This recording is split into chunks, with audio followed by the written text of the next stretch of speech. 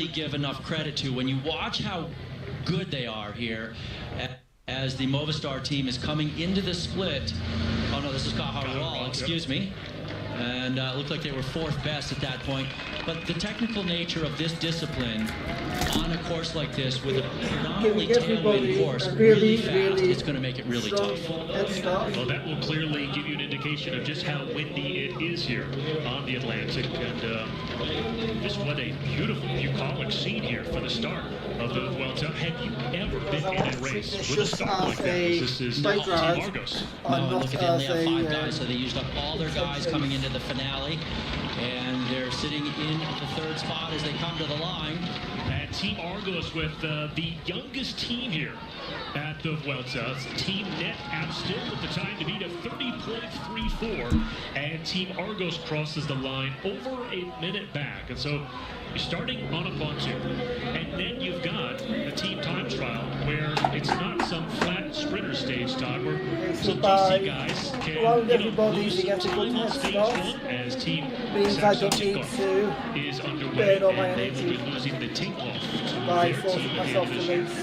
Well, one of the things I just noticed was the speed of the Orica guys that just came across the line. 51.6 kilometers an hour with climbing. That's 32 miles an hour. So it gives you an idea how fast they're going when they're not going uphill. And they were a minute down on the NetApp team. We did not get to see the Team Argos Shimano start. We brought in our live coverage at the start for the BMC team. They were the 4th team to start. So Team NetApp, Orca, and Argos started before we came on live. And so for Team Argos, their average age under 25 years old, right around 25. Radio Shack, the oldest team. And so perhaps a bit of youth on display, Todd, with a team that's got some nice young legs, but boy, they put themselves in a bit of a hole here. Yeah, well, it's it's the way it goes, as their director Neil Stevens was saying. 5th, 10th was their goal. It's still amazing, 32 miles an hour for those guys, and being a minute behind the NetApp team. And NetApp not even favored to win this thing. There should be some teams that are much quicker, and one of those right here is the Omega Pharma Quickstep team. This squad should set a very good pace.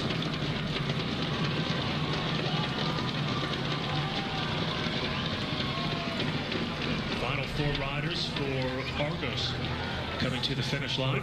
And notice the man on the front there just signaling to his teammates that the corner is in front of them, as they just want to make sure at this point they get across the finish line in one piece. Yeah, their average age just over 25 years. They've got no Marcel Kidder or John Degenkolb. 4 Team Argos here at the Vuelta. Team Sky getting out to the boat. Not going fishing today. What goes through your mind when you were racing and you were starting a 3-week or a 1-week stage race? Well, if you're a Team Sky team, you are here for the general classification. If you're a BMC team, you're definitely here with Pinotti, the multiple-time Italian national champion, leading through.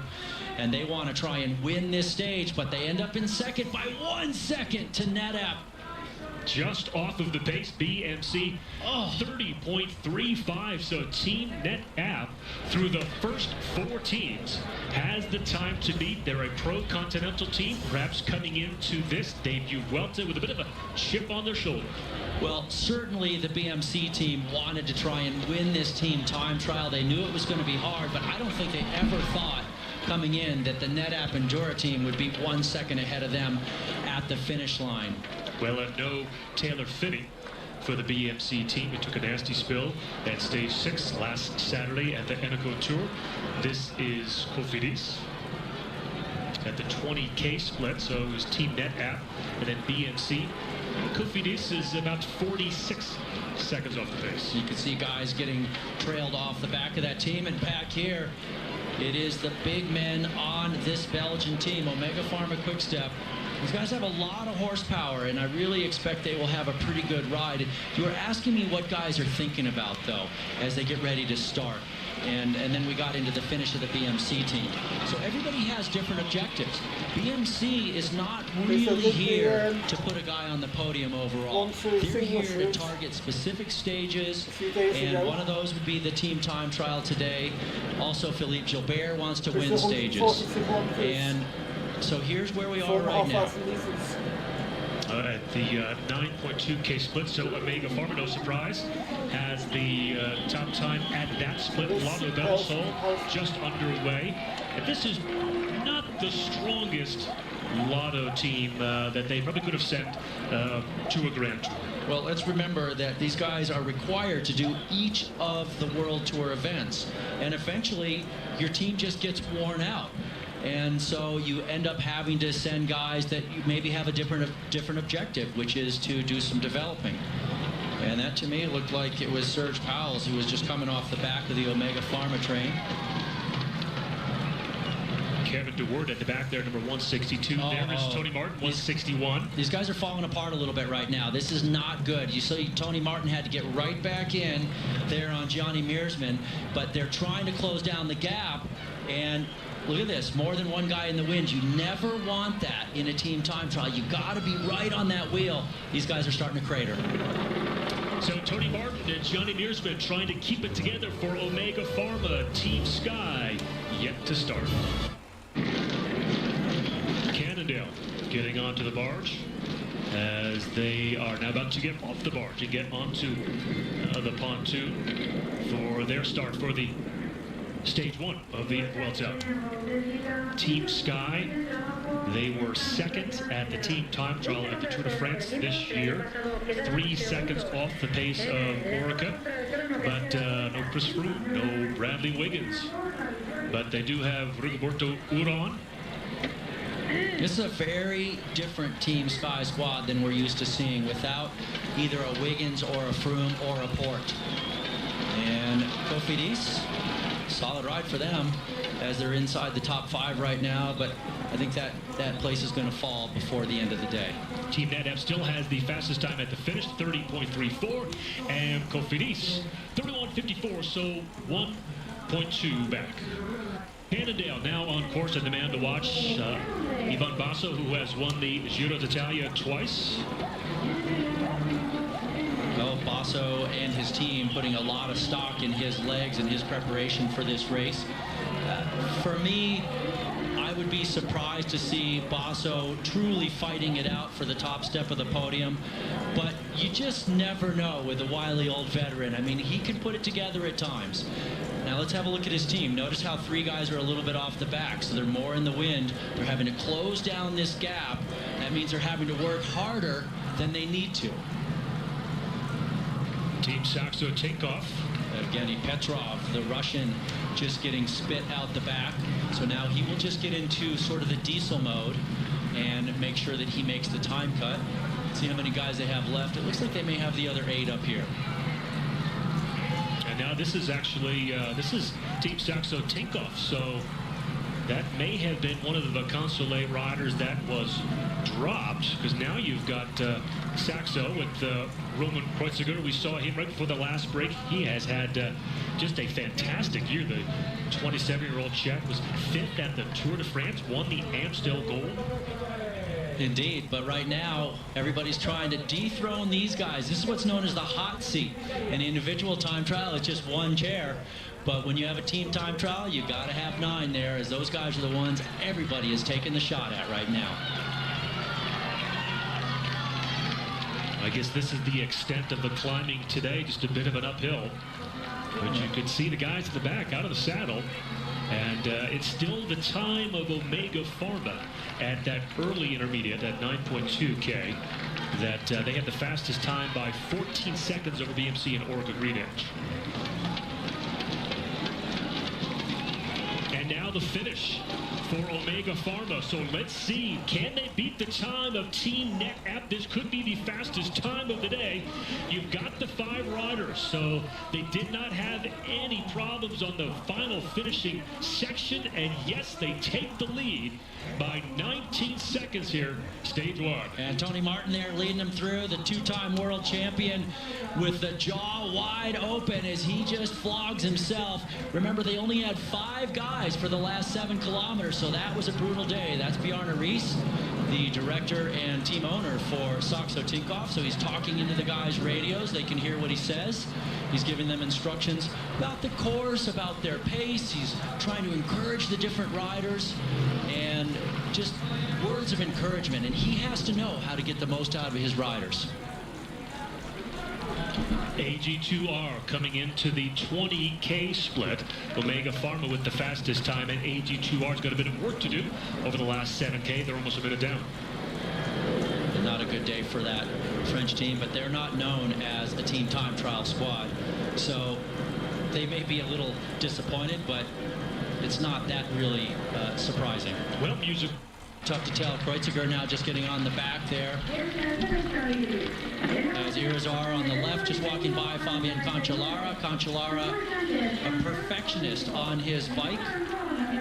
Spoke with his team, now I guess about 2.5 hours ago, and asked how good Fabian was going to be in this time trial. And they told me that he's not at his best yet. He's still coming up for the World Time Trial Championship, but he should be pretty solid in this time trial. Bjarne Riis and Saxo Tinkoff not too bad at the 20K split, only 9 seconds down. And so Kreuziger, Nicholas Roche, Rafael Machka, Nicky Sorensen all doing a nice job. Now this is Euskaltel, and this is their swan song.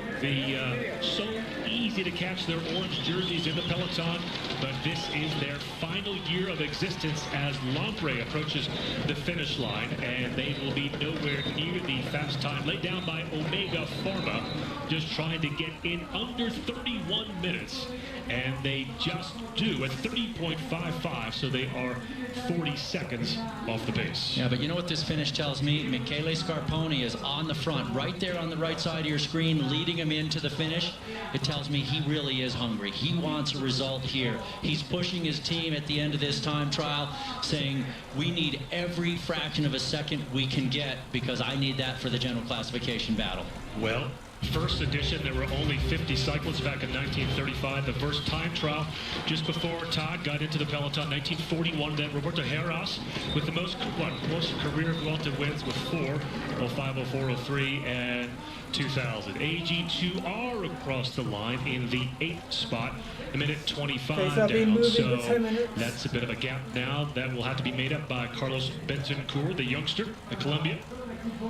Yeah, the Colombian, as well as his teammate Pozzovivo. So it goes. You live by the sword, you die by the sword when it comes to the team time trial. If you've got a good TTT team, it's awesome. It's like free time. And if you don't, you're totally in trouble. Belkin off of the Batia, or the pontoon as we've been calling it, at the start here of their team time trial with their green jerseys. They are on course. The Dutch team's got Bauke Mollema, Lawrence ten Dam. Both of those riders, Todd, made some noise at this year's Tour de France. Mollema finished off 6th, ten Dam, lost some time. At the end of it, he was 13. Yeah, both really solid riders, but one thing we will notice here, they only have 8 guys. So Theo Boss was taken out of the start by the team this morning due to some testing, and it was ostensibly sort of tabled as a health issue. And so they start one guy short, which is not good. This is Rigoberto Urán in the middle of your screen with the long locks coming out of the back of his helmet. Number 198 for Team Sky. Boassenhagen, again making his return after that crash at the Tour de France.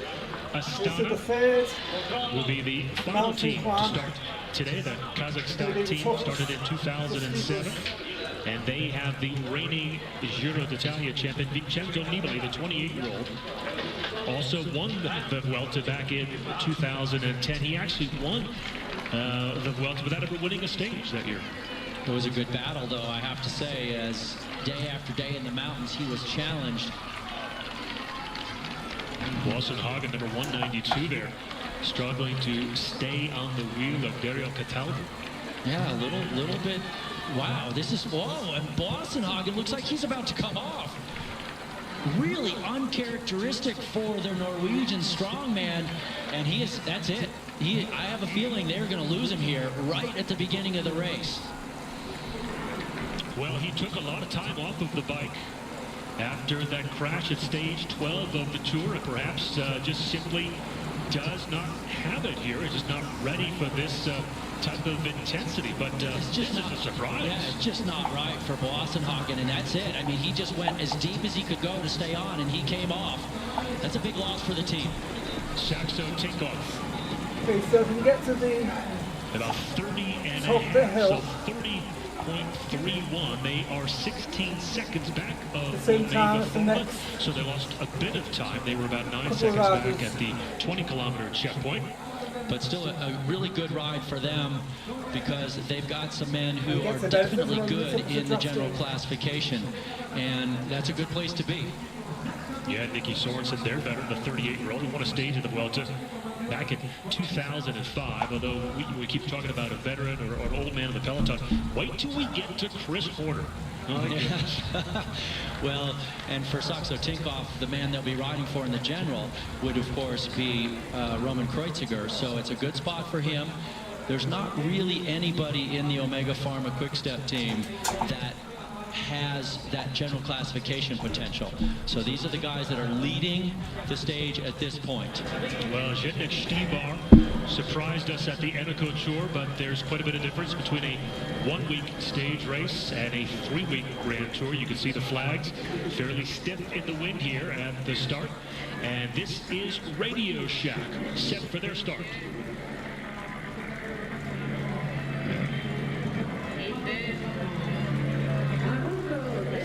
Fabian Cancellara will lead him off the line, closest to our camera.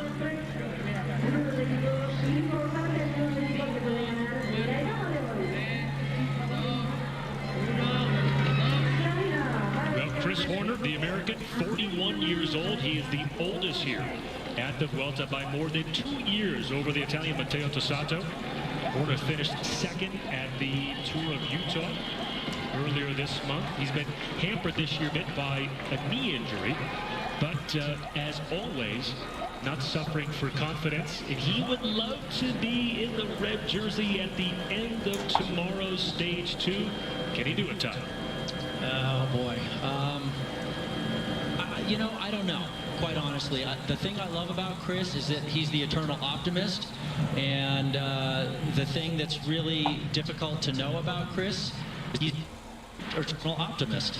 And so you don't know what he's going to do tomorrow, but he's definitely going for it. This is the team of Cannondale. Ivan Basso in here, a man who's a winner of this, not this Grand Tour, but the Giro d'Italia before, and he would like to try and do something here. Movistar coming up here with their turn on course. This is the 2013 Vuelta a España presented. 2011 Vuelta winner Juan Jose Cobo is not going to ride this year, just simply not on form. And so that, to me, tells you just how strong this Movistar team is. They've got a former champ and not picked to ride.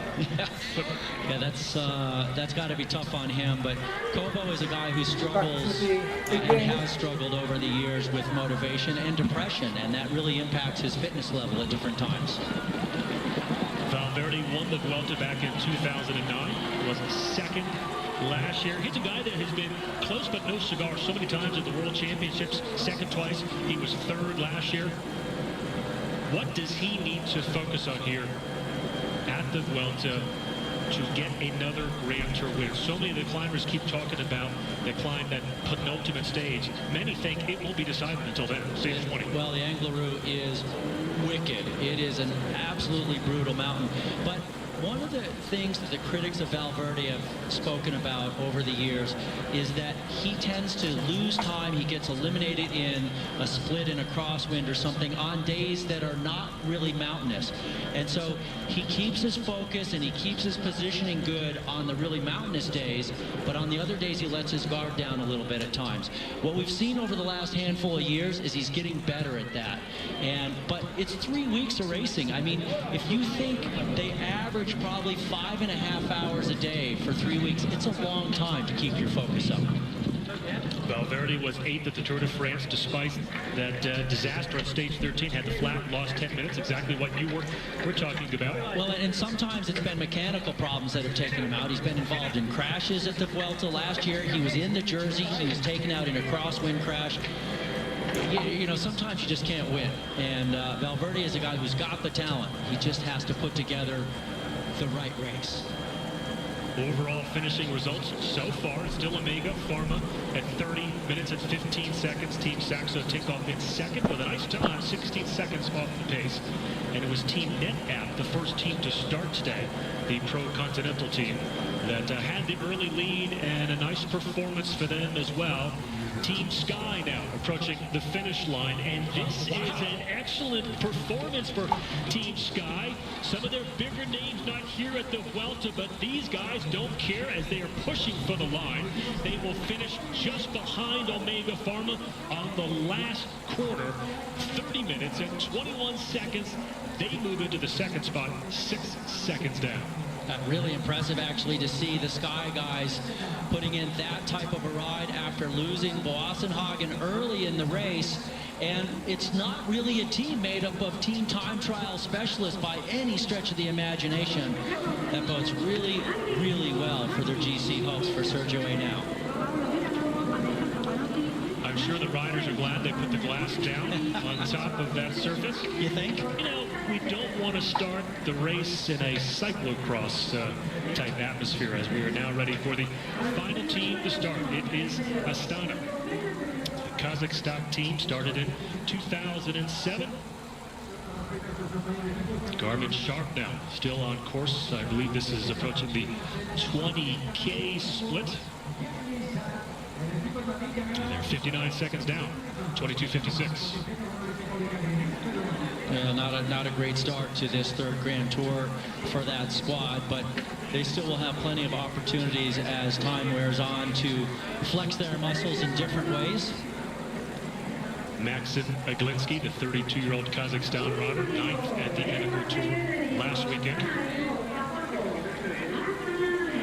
He raced nearly all the spring classics except for Paris-Roubaix. You got Jacob Fulsang as well, the Danish rider, 7th at this year's tour. Well, Aglinski is the man here who is all the way on the left side of this group, but Nibali is the man who's got all the pressure on his shoulders to try and win this third and final Grand Tour of the season. He has been phenomenal on Italian soil this year. The Vuelta will take a slight jog into France this year. So we're not going to Italy. But in Italian stage races, he won the Giro. And before that, he won the Giro del Trentino, di Tirreno Adriatico. So it was a fantastic spring for Nibali, and he would like to finish the summer off with another Grand Tour win, which would be the 3rd of his career. He has definitely tasted success in Spain before. This is Cancellara, number 181. As he is the anchor of any team time trial team he gets into. Well, he has got to be regarded as one of the best single-day or classic racers of his time. He won Olympic gold in the time trial in 08. And he's won just about everything in spring. Tour of Flanders, Harelbeke, Paris-Roubaix, 7 stages at the Tour. The list goes on. And he's really, he's kind of changing his focus this year. Didn't race in the Tour de France. He said he wanted to put a big focus into the World Championships and the end of the season. He's a guy who's always wanted to win not only the time trial at the Worlds, but the road race. He wants to do the double, and he's been close a couple of times, but he's never pulled it off. Yeah, he's won the Time Trial World Championships 3 times. Wants to win the double. Last raced here at the Vuelta in 2011. So Radio Shack with a good first intermediate split. We will see how they finish later on. Another Katusha rider off the back. Isaichev is now going off the back to join Luca Paolini, who's already been dropped. Well, the good news for them is they can ride together, but it's not good for the team to be losing guys relatively early in, but it's just the way it goes in the team time trial. They're going so close to their limit, and now they are down to 5. But that's exactly what Omega Pharma did with about 7K to go. And I want to say it didn't hurt them because they have the fastest time. But perhaps you will take the opposing view and say it may hurt them in the days to come. Well, the challenge for this race is they start out with the climb. They have a tricky descent, which we haven't actually got to see yet because Spanish television is not bringing us that descent. And there are a couple of other climbs before the finish. And so some guys go uphill better and they blow the other guys out, and then you have fewer guys to ride with to get the draft off of and rest from. Radio Shack with quite a few riders at that point. Movistar, we did not see their first intermediate split. Gutierrez has been dropped by the rest of his team, but at that first split at 9.2K, they were second. Sitting in second, and now they have 8 men left, so still almost a full squad here for Alejandro Valverde. Valverde has got to be one of the biggest danger men for the overall classification. And when you think about some of the other potential favorites like Basso losing over a minute today, not good. But right now, Movistar is really messy. They've got guys all over the road. And now you're down to 6 riders for Movistar. Somebody gave a wave of the hand, kind of to say, I'm done. And it can happen so fast when you're going literally 33, 34, 35 miles an hour. Radio Shack at the 20K split. 7 riders there, 2 seconds off the pace. 21:59, so 7K to go. Can the veteran Radio Shack team of Horner and Cancellara keep it together? A beautiful job by them. 3 seconds ahead of Sky, 2 seconds behind the Omega Pharma Quick-Step team. Now we're looking down on Nibali's team of Astana. Don't expect to see that type of a ride out of Astana. They're going to be more in damage control today, I think, than trying to go for the stage win. Boy, I think you've got to be impressed, too, with NetApp's performance. Right now, they're in the 4th spot, the Pro Continental team. Coming to a Grand Tour with something to prove, and they've done a nice job of that. Wearing number 1, Valverde, and the Movistar team. Well, remember, this is the team that won the opening team time trial last year, that finished on a climb with cobblestones. A very crazy finale it was, but Euskaltel here, this is one of those squads that just tries to limit its losses in the team time trial. Euskaltel crosses the finish line, currently in the 9th position, 58 seconds off the pace laid down by Omega Pharma. So Omega Pharma, they are still on the hot seat. This is the swan song for the team in orange. And Sammy Sanch. And this is Katusha ahead of them on the course. They started 3rd to last. So Rodriguez sitting out of the saddle there, last spot. And as I was mentioning earlier, he's done a ton of work with one of his main directors, Valerio Piva, on the time trial discipline. The team has worked a lot on the team time trial discipline as well, and occasionally they've surprised in the team time trial discipline over the last couple of seasons. At the last split, they were 25 seconds back, so you've got about 3 minutes to go before the finish here for Katusha. And the individual time trial at this year's Vuelta has a lot of climbing. It's got almost a 2,000-foot climb at the end of stage 11. So that's a good time trial for an individual time trial for Rodriguez. So this is one of those races where if you were ever going to win a Grand Tour, 7 summit finishes plus an uphill time trial, it pretty much suits the Spaniard. Well, and Rodriguez has won 7 stages of the Vuelta throughout his career. He is one of those riders that in an interview earlier this week said that he thinks it will be wide open until the Angliru stage 20. So even if he does lose some time today, which it looks like he will, he's probably not going to be too concerned. Yeah, there's so much climbing in this race, and nobody wants to come in losing time here, but you can only get the best you can get out of your team. And it looks like they're down to maybe 6 guys, or is it actually 5? It's 5 guys. Yeah, another team down to 5, and almost down to 4. Yeah, you can see just how tricky it is. And, well, he's throwing his left arm out there, but you've got no one else at this point to help you. You have got to just kick it into another gear, and he's lost contact. Yeah, he's struggling right now to close this down. It looks like Rodriguez will close the gap in front of him. No, now Rodriguez opens the gap. This is the disaster that happens so quickly in a team time trial, but Rodriguez still had the power to close it down.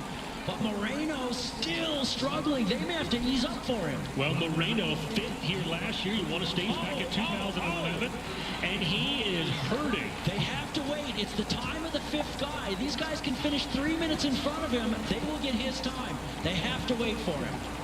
And at this point, who is telling them this? Do they have to just simply look around, or can their director see what is going on? Their director's right there in the car. They're in there. They're in the ear. They're telling them what's going on. Well, you can see Rodriguez took a look back. Some other teammates are looking back. And this is trouble for Katusha.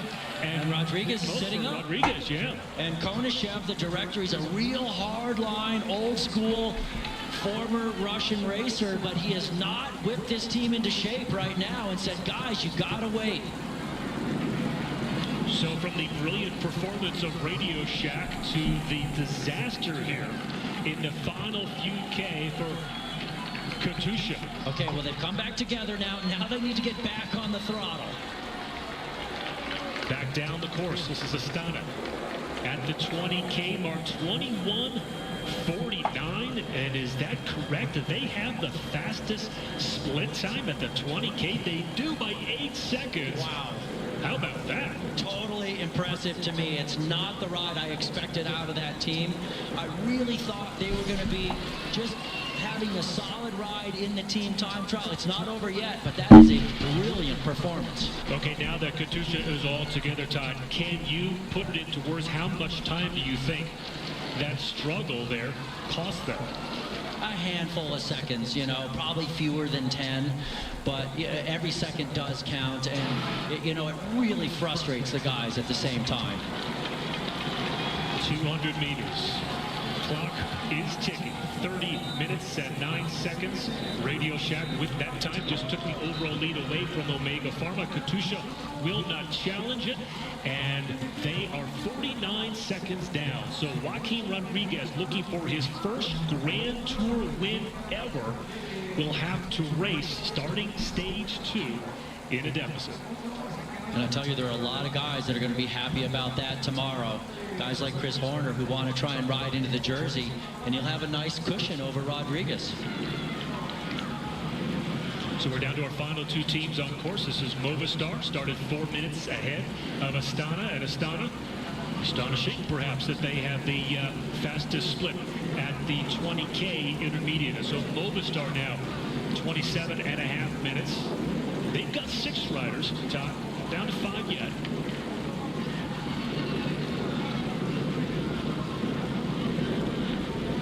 See these guys setting up for the left-hand turn. This is where Moreno was trying to get back on the back end of the Katusha train. And once again, Movistar opening up a little bit of gap through the corners. It's just hard when they're going so incredibly fast to maintain that very tight line through the corners. And so little gaps open up, and then guys have to close them down, and it means he's not getting the rest he needs. Well, the difference with this part of the course, Todd, versus the earlier portions, you've got plenty of wide roads and plenty of room to work with. Indeed, it was Valverde on the front who was just drilling it. Now he's come to the back. So he wants every single second he can get as well. Look at the body language, too. Putting his shoulders into it. This is a tough start to the Vuelta, you've got to put everything into this. Even though this is only on the bike for 30 minutes, this is a big effort. They're going to feel this tomorrow. Well, just in the last minute, we came in, Movistar was going downhill. They made a left turn, they started going uphill. They went over the top of that hill, they started going downhill again, they turned, now they're going uphill again. And now they're losing Erviti at this point, and he is gone. They will not see him again. So they're down to 5, but it's all these changes in terrain which make it really hard on the pacing, because you don't just get into a steady rhythm. Guy on the front punches it, guy on the back may go off the back as they come out of a corner.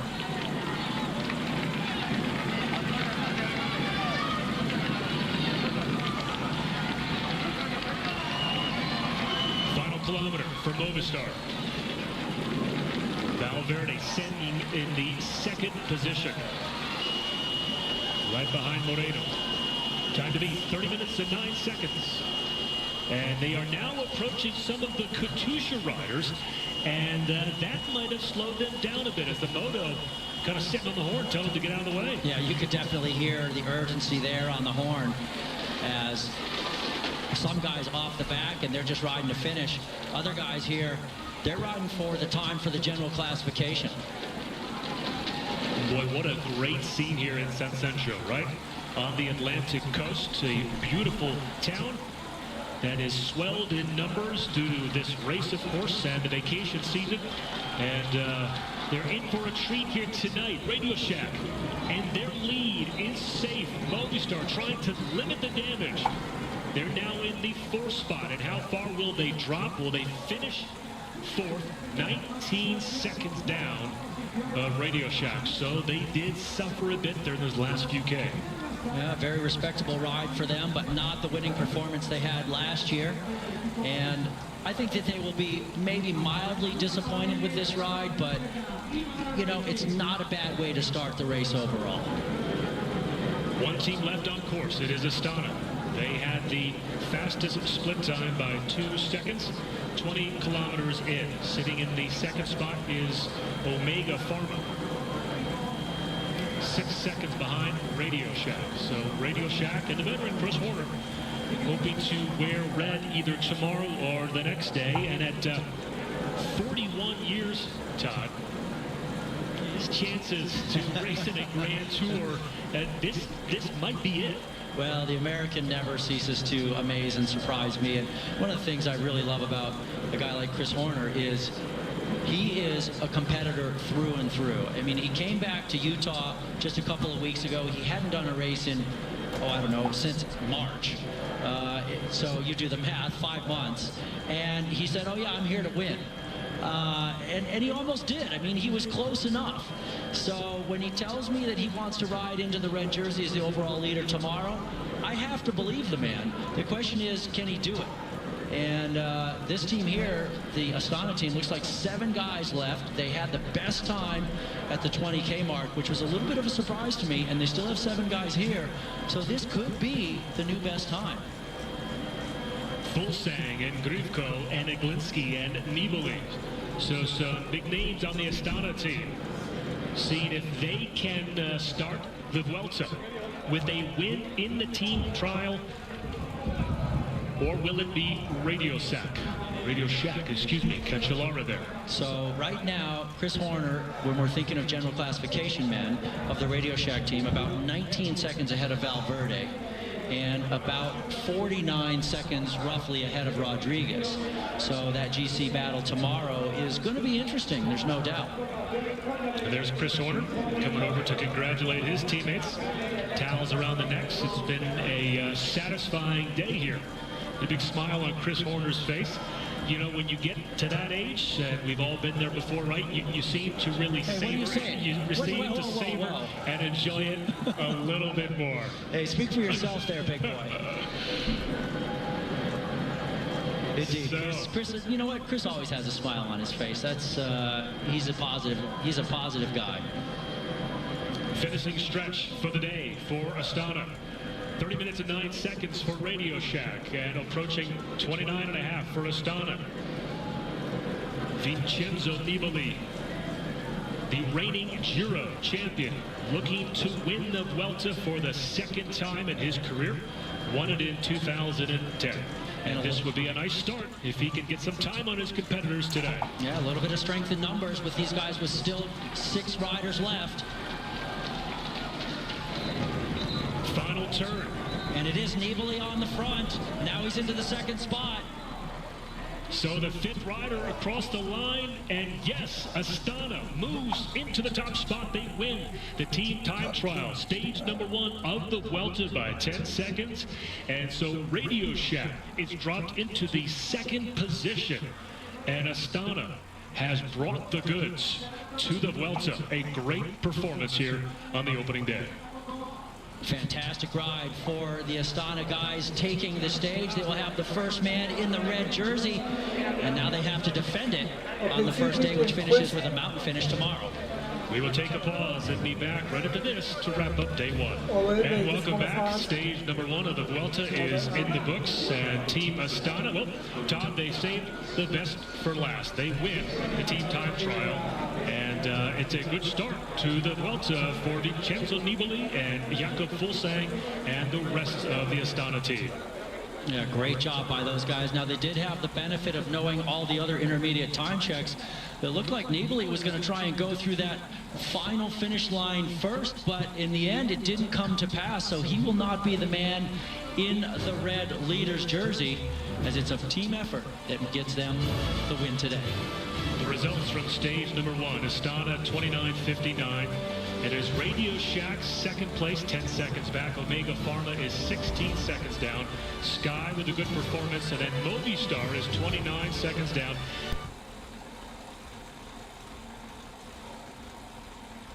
Pontevedra finishes up in Bayona and had that nasty finish on the uphill climb. They will go along the coast, so we could have winds playing a factor again today. Indeed, early in the race with some coastal winds and the Category 3 climb, but then back to the coast and then away from the coast to the Category 1 climb, as you mentioned, to Bayona. And that climb goes up just about 2,000 feet in just under 7 miles. And wait for it, bam, there it is. Now, it's not the toughest summit finish of this year's race, but it's only the 2nd day, and the guys are still trying to find their legs. And we are now looking at live pictures of stage number 2. This is the peloton, Astana in the light blue jerseys up front, trying to protect Nibali, and the red leader's jersey, Lamprey in the pink right there with them. We do have a breakaway group of 3 riders who got away early. You are looking at them right now. Francisco Armendia, the 26-year-old. The Lotto rider is Gregory Henderson, and the Garmin rider is Alex Rasmussen, the Danish rider, 29 years old. He's a good time trialist.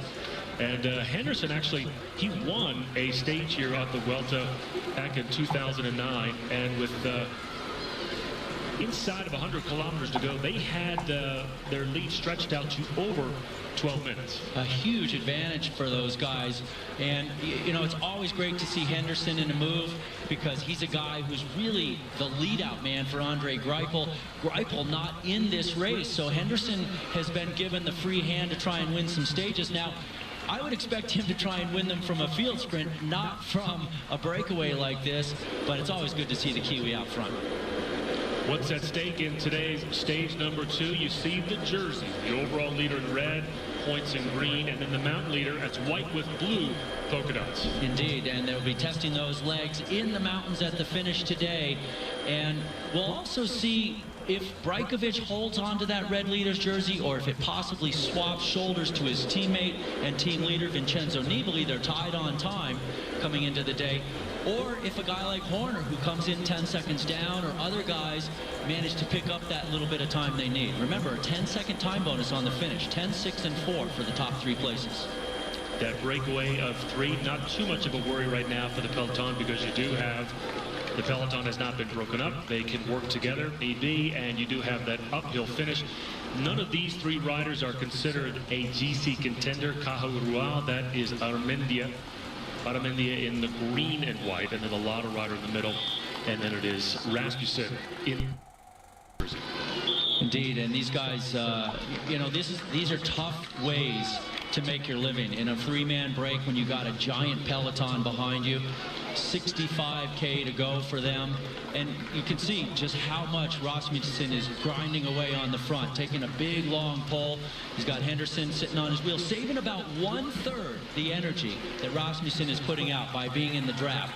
So think about how important that is. And Henderson goes by and they're having a little word. If you're in the peloton and there are 195 guys in the peloton, a lot of guys are in the draft, very few are in the wind.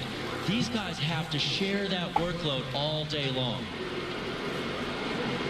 Aramendia and Rasmussen getting a bite to eat. Well, he may have been just checking out his map, but they just went through the feed zone not too long ago, right before we came on air. Now he's eating his map. Yeah. Well, it looked like it, didn't it? Or he had some food wrapped up in the map. Yeah, they often do a little piece of like aluminum foil and their soigneurs, which are the people that give them massages every day, that stand in the feed zones and hand up the musette bags with their food, prepare their food and their drinks.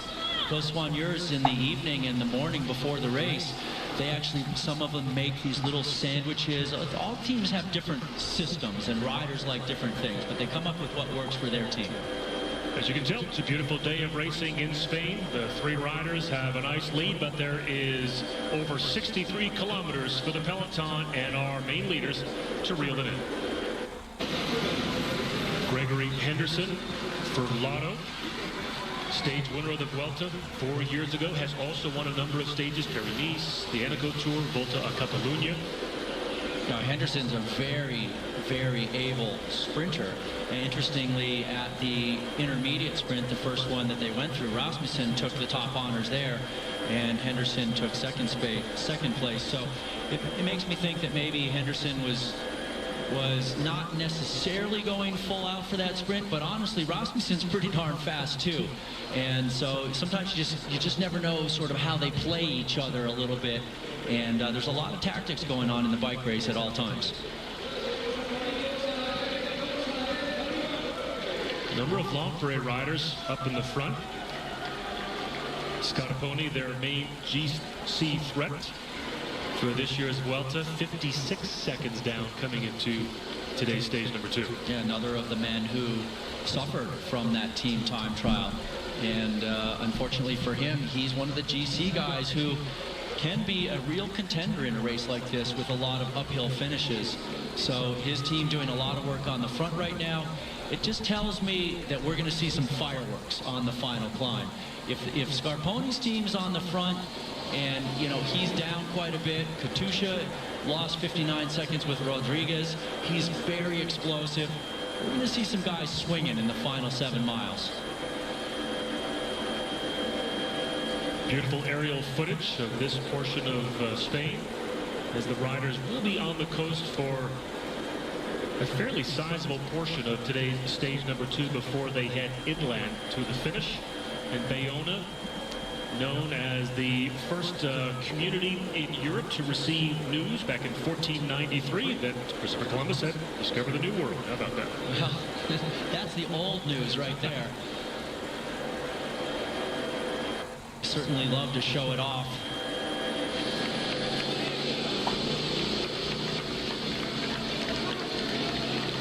Well, with all the damage done in yesterday's team time trial, you get the feeling, Gogo, that you will have some teams that are really going to be not only licking their chops for the finish, but licking their wounds as well. How often do you come into a Grand Tour, and if you are one of the favorites, and you have admitted a crash, lose over a minute? Now, we should point out, we did not find this out until after yesterday's coverage, that Gardner Sharp did have a crash in yesterday's team time trial, and so their main GC contender, Dan Martin, a long shot for the podium.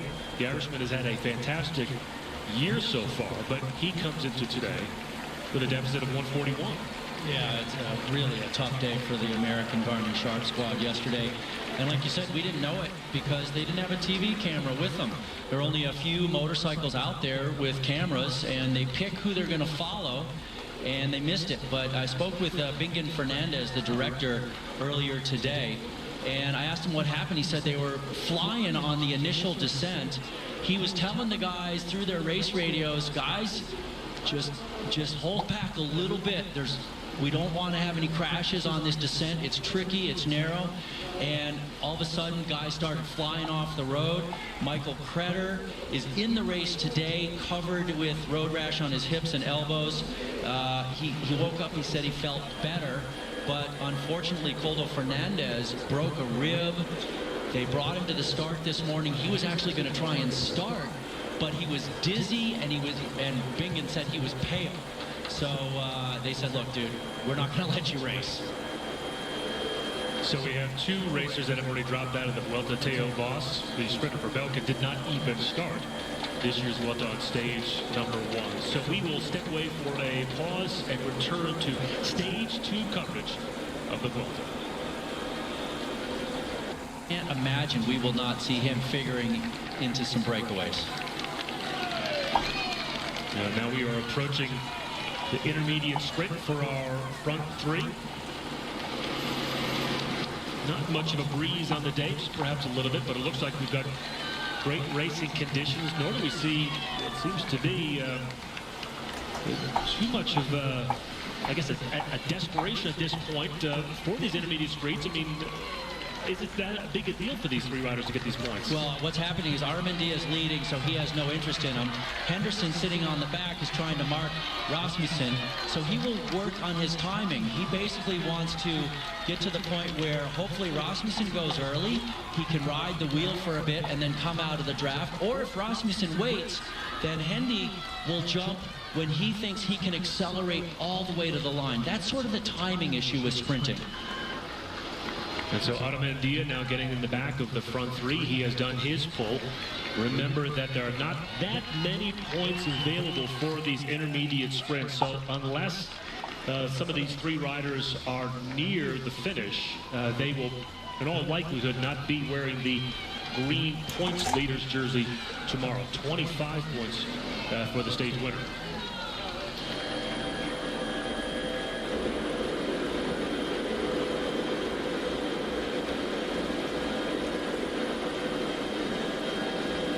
Quite often in a race such as the Vuelta, with all these uphill finishes, you would actually potentially see one of the general classification men in that points jersey at the end of the race.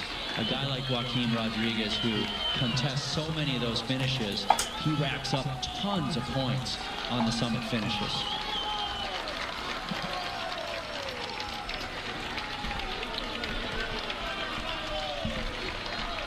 Bit of an uphill approach to the intermediate sprint. Well, everybody's coming out, that's for sure. Great crowd. As they still make their way toward that banner, and there it is. All right, let's see what the gains are now. Rasmussen in blue in the Garmin jersey, Henderson in between, and then it's Armandia in the green for Caja Rural. Well, let's see if this is contested. We know that Rasmussen and Henderson went through in that order in the first one, but that was actually before the television cameras came up for the day. And Henderson's going to jump him here, so it's on, and there's no doubt the Kiwi wants it, and he's not going to be beaten. Henderson, the Lotto rider, winner of a stage here at the Vuelta, times it perfectly, and Rasmussen just simply had no chance of matching that burst of energy from Henderson, the 36-year-old veteran from New Zealand, who picks up some more sprint points. And now, more importantly, what is the gap between our front three breakaway riders and the peloton with all of our GC leaders? We will find out when we come back. Here's your winner. Are coming in with a deficit on day number 2. You can see the brown and blue and white checkered jerseys of AG2R and their young rider Carlos Bentancur, the Colombian, the 23-year-old. He lost nearly 2 minutes yesterday. Yeah, Roman Kreuziger, number 201, the leader of that Saxo Tinkoff squad. He didn't come out too badly scathed, but did lose just a little bit of time for him, 32 seconds down.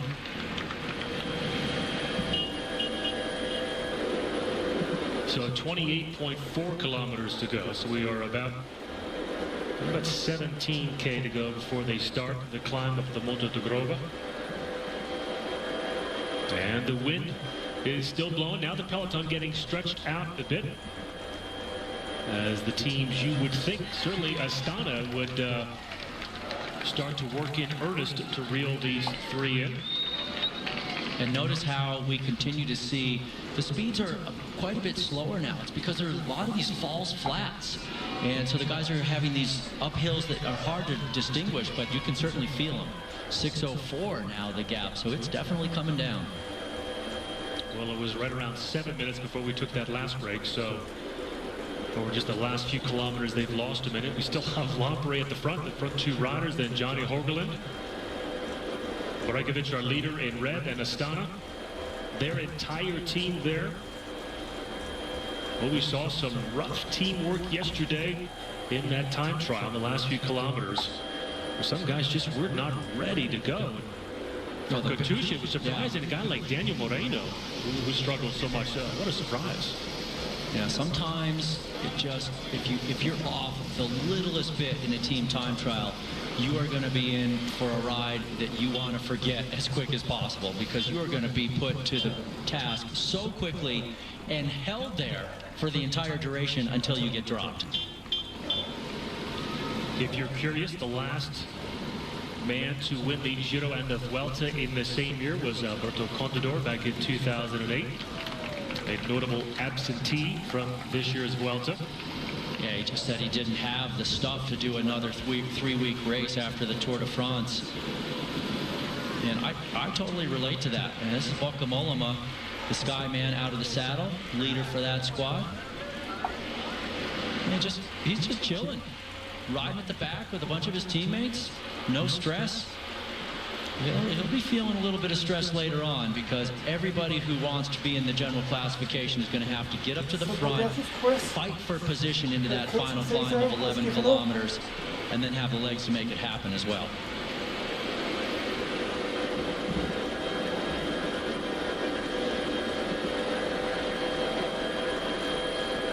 You were just talking about some of the teams that struggled a little bit yesterday in the team time trial, and Sky actually put together a very nice ride, but they lost Edvald Wassenhagen really early, which was a real surprise to me, because he is such a good bike racer. And when I talked with his director this morning, Nicolas Portal, that was one of the questions I asked him. And I just said, look, was that actually stemming from his broken scapula in the Tour de France in July, and still, you know, coming back from that? And he said, yeah, he lost a lot of training from that. He has not done a single race day until yesterday from the Tour de France. And so he just didn't have the intensity. And there's one thing to have all the endurance from your training and be ready for a 3-week tour through that. But to be able to go the speed they have to go in a team time trial for your first day back, that's a big ask. That was stage 12 where he broke his scapula. Now you see the bare hands of Rasmussen. Okay, I got to ask you, most of the guys are wearing their gloves when they're riding. He's not. Why? Okay, well, there are a lot of reasons for that. It's actually a pretty interesting question. Some guys like the dexterity they have without gloves. So, for instance, Fabian Cancellara, you watch him in a time trial, he'll virtually always have bare hands. He feels he has better control of the bike, he can rail the corners better, shift more crisply, and so on.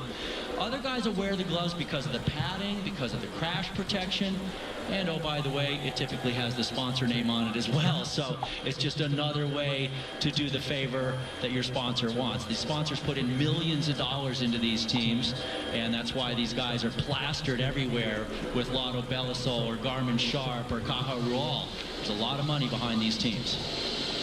Johnny Hogerland there in the front with some of the Lampre riders. What is his motivation today? He's coming in 350 down. He's not a guy that's going to challenge for the GC, and now it looks like his time of pulling up at the front is done, because he almost looks like he's reaching and pressing down on his talkback, and perhaps either getting some instruction or telling his director, you know, I'm done. Well, I think probably what's happening with Hogerland is he's headed back to the team car now to go pick up more bottles or just chat with the director. Actually, in the final 50K, you're not allowed to take anything from the car, so maybe that was more just a discussion. And their man for the general classification is probably Lewa Westra, but you know, you would say that coming in, but he's 409 down, right? And so he had a rough day. So I think the team is really looking for opportunities for stages at this point. Wout Poels is their high man on the GC at 118 down. And if you ever wonder how to stretch the quadricep while you're racing, take a good look at that right there. You basically stick that foot up on the saddle, and Angel Vicioso giving us a nice display. You don't typically do that in the finale when everybody's pushing and shoving, but you see guys do that a little bit before that final climb, back of the field. Probably you don't want to do it either going 20 miles an hour with 100 other riders right around you. We'll take one final break here, and the finish of today's stage 2 coming up.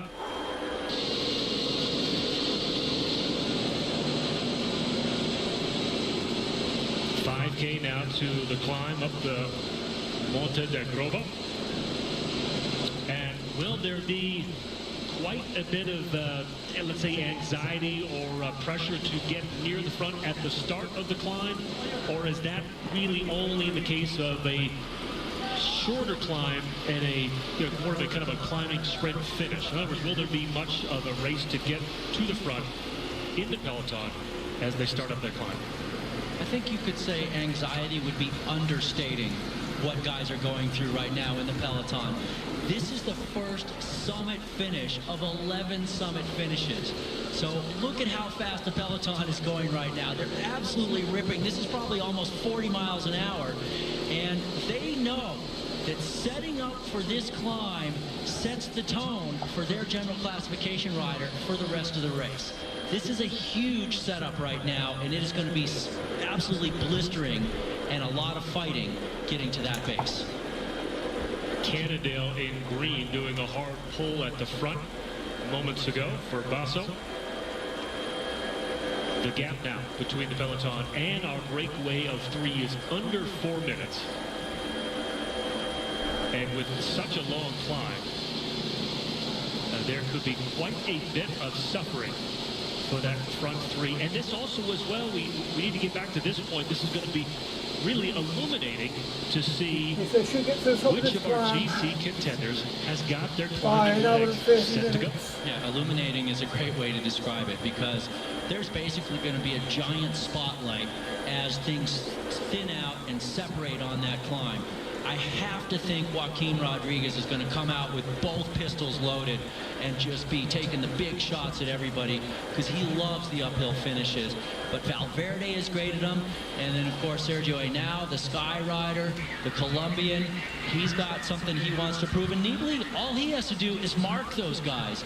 So he can be conservative. He can follow the wheels and then just finish with them and hold the jersey for his team. 21 stages in this year's Vuelta, 13 of them mountain stages, 11, over half, have mountaintop finishes. Amazing. 3 minutes now, the gap, so the breakaway is absolutely doomed. Argo Shimano now come to the front. The gap exactly 3 minutes. When we come back from this break, we will stay through the finish of stage 2. Now it's Katusha there and Lotto Belisol. Excuse me, Todd. I was just going to say that we will stay with you commercial-free through the finish of stage number 2. And that climb starts at about 11.1 thereabouts. So coming up shortly. Yeah, really shortly. Now remember, the breakaway has a little over a minute on these guys, but everybody's going to be on that climb real soon. And it starts out hard, so it really starts to stretch the legs very early. 8.3% very early on in the climb.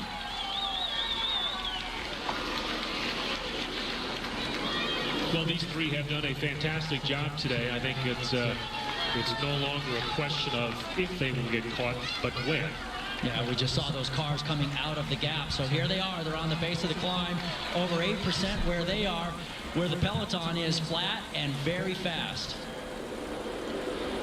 A couple of tight turns and they will start climbing as well. 2,000 feet, 6.8 miles. Now you've got Omega Pharma at the front of the peloton. We have seen Zdeněk Štýbar in the Eneco Tour for Omega Pharma, who is an excellent finisher when the stages end uphill. Yeah, do not discount Zdeněk Štibar after what we saw the Czech Republic rider do at the Eneco Tour, which ended just last weekend. He was really on fire. He was the revelation of that race. And now the climb in earnest. Rasmussen staying down, but Armendia and Henderson out of the saddle. So you've got a Lotto rider in Henderson in the breakaway. Surprising to see Lotto trying to push the pace at the front of the peloton? No, because they're just at that point, they're fighting for position. They know Henderson's not going to do well, and in fact, he's already been popped. So it's really about being in position. You don't want to be 50 guys back here in the melee. So Movistar, Katusha, and FDJ at the front, and in a matter of moments, Henderson will get caught. So now the breakaway of 3 has been dropped to 2. It is Armendia and Rasmussen. Pablo Lastras, the man on the front right now for the Movistar team. A very loyal domestique. Occasionally he gets a shot and pulls off a big win himself, but usually this is what he does. He sits on the front, he rides until he can't pedal anymore, and then Alejandro Valverde or one of his other team leaders takes over. Valverde with 29 seconds to make up on Nibali. Doesn't obviously need to get reaching it today. Many of these riders have pointed to the penultimate stage, stage 20, that nasty climb. Yeah, the Angliru is brutal. And there's Henderson on the right side of your screen, so he has been picked up from the breakaway, and he'll just put it in the easy gear here, I'm assuming, and ride it in. And now you've got 2 Movistar riders up at the front, but many of those riders thought that the Vuelta will not be decided until that stage 20, and that obviously yet to be seen with 11 mountaintop finishes. Clearly, you have to have your climbing legs at the Vuelta to do well. And so, Peter, do you ever wonder kind of if their muscle group use changes on a climb to a flat road, or do you not worry about things like that? I do not worry about things like that, but I will tee you up and say, yes, I wonder all the time. Explain it to me. Well, you know, here's the deal. When you start climbing, you actually end up probably engaging your hamstrings just a little bit more and your glutes a little bit more. The faster your cadence, the less you're going to be able to engage your hamstrings, because it's hard to pull up. It's an unnatural feeling. But the cadence typically comes down just a little bit on the climb, so you get a little bit more hamstring and glute in there and take a little bit of the pressure off of the quads. But overall, you're always going to bias the quads as a bike racer. 10K to go, and our 2 breakaway riders now with about a 10-second gap. Let me build on that point. When you then get out of the saddle, what's the difference there in terms of the cadence going uphill and what muscle groups you're using? So typically when a guy gets out of the saddle, notice how fast Rasmussen is pedaling, and he jumped out of the saddle there just for a second. It's hard to be out of the saddle with a really high cadence. So typically before you get out of the saddle, you go into 1 gear harder. This is about 10% right here, and the field is right on him. So it's been a fantastic day off the front for Armendia and Rasmussen, and they are now caught with just under 10K to go, and as Movistar just swiftly rides on by, you can see one of the lead rider there kind of give a look over and perhaps a little nod to, hey, good effort, guys. Oh, there's a crash at the back between Euskaltel and AG2R, and some words are exchanged, and boy, you've just got to be paying attention, and I don't think the Euskaltel rider was. Yeah, there are definitely some words exchanged back there. And those guys really were already out of the stage, but still, it's, you know, your tempers flare in these moments. You're in pain, and then a guy takes you out. This is Fabian Cancellara, so he was wearing that green jersey as the points leader for leading his team across first in the 2nd place yesterday. Caja Rural continuing to put the pressure on. Love the style of these guys. Cannot see the number for this rider yet, but they had Armendia in the front all day long, and now one of his teammates takes a pop off of the front. You talked about it, about being animated. You're a wild card. You want to get into this race and make sure that that jersey is right here in front of the camera as much as it can be. Yeah, Ames Chiruka actually used to ride for the Euskaltel squad, and he's come over to the Caja Rural squad. Maybe he's got a little bone to pick, and he says, hey, I used to be on a World Tour team, now I'm on a Pro Continental team. Let me show you what I have, fellas.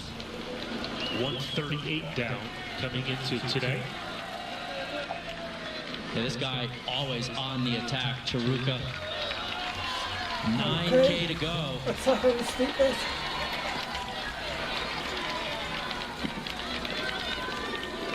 And he is looking back, Todd. He is really putting in a big push at this point to get a separation. And if the Motocan can get in front, we'll just kind of see how much of a success he has had. So he's got a few seconds on the peloton. Indeed, and this is one of those spots where it levels out just a bit. It's at about 5% here. It's going to pitch up to 10%, not soon ahead of him. And that's when we'll really be able to see how good his legs are. Now the peloton strung out. And if you're back, let's say you're back 20 guys right now, you may never actually be able to get to the front again, because it's going so fast and so hard. And if you move up, you have to get out in the wind. And just to move up, then you blow yourself up and you can't follow the move. So that's why the guys have to fight for the position at the bottom. And how patient do these riders have to be at this point? Those working for Valverde, Rodriguez, and Vincenzo Nibali. They got to be patient, but they also have to be in communication. And Nibali right now sitting in the 3rd spot. He's the 2nd light blue rider for the Astana team. And he was just getting some water in the system. A couple of Vacansoleil riders up as well. FDJ. Still Movistar at the front. There were 2 riders there moments ago. Now just 1. Pushing the pace, trying to mark any moves, working for Valverde. And it looked to me like Jakob Fuglsang was up there with Nibali as well. Well, if you find yourself at the back there and you're just about to give up, or you do, what goes through your mind? I mean, when do you reach that point where you say, I'm done? You want to look for the views like we just had. That's what goes through your mind. You got to think of pleasant things. And it is Fuglsang there on the left side of your screen. Working for Nibali. We don't see the red jersey right now of Yanni Brajkovic. Fuglsang 7th at this year's Tour de France. 4th at the Dauphiné. Yeah, he's the real deal, there's no doubt. I mean, that team is loaded. If you look at the talent they have in there, they've got good talent for the flat roads to protect Vincenzo, and they got good talent to help him out in the mountains as well. And you can see the suffering going on right there. That was Daniele Ratto, I believe, for the Cannondale squad, and just going back like a rock. I believe that was 76, so Maciej Paterski. Oh, it was Paterski, okay. Who did a nice job at stage 7 of the Anaco Tour. He was in that 3-man breakaway. Indeed. He had a nice finish there last Saturday. Yeah, Jussi Vaikkonen there in the white jersey for FDJ, just going out the back. The white with a blue plus as the Finnish national road champion. He'll be saying goodbye to the peloton right about now. So a couple Cannondale riders get dropped off the back on this severe finish to stage number 2. What a creative and challenging start to this year's Vuelta. So many climbing stages, and they couldn't wait. They had to get to it right away. Yeah, what about Jose Arada on the front right now for Movistar? He's been up there for a long time, just putting in a really nice, steady, and very hard tempo. Here's Brajkovic, the leader from yesterday. So I think it's fairly obvious what's in the cards for him. He will not wear that red jersey tomorrow. And he said as much, that he's out there to work for Vincenzo. So 7.5K to go to the finish. And hey, now out of this group, and this is not a small group. We're not talking 10 guys. We're looking at like 50 guys right now that have ridden away from Sergio Henao. Underneath the 4K band. So Sky now has got one of their GC contenders who has already found himself in a world of hurt. 22 seconds down on the day. But if he does not pick it up, he's going to lose a lot more on stage 2 as Movistar. 26 miles an hour right there. 26 miles an hour with 5 Movistar men on the front. Back to Brajkovic. At the back. Henao might even be behind him. Brajkovic is still struggling, but look at Sylvester Schmid. One on top of the Mont Ventoux years ago in the Dauphiné. A few years back, the only Polish rider ever to do that. And heck, there aren't very many guys who can claim winning on the Ventoux. Well, there are many ways to get to the top of this mountain. There's one. We're going to follow these guys. Muscatel, boy, look at that. That's not a good sight. Yeah, they brought 3 men back to help Sammy Sanchez, and they just hope that he'll ride into this after today.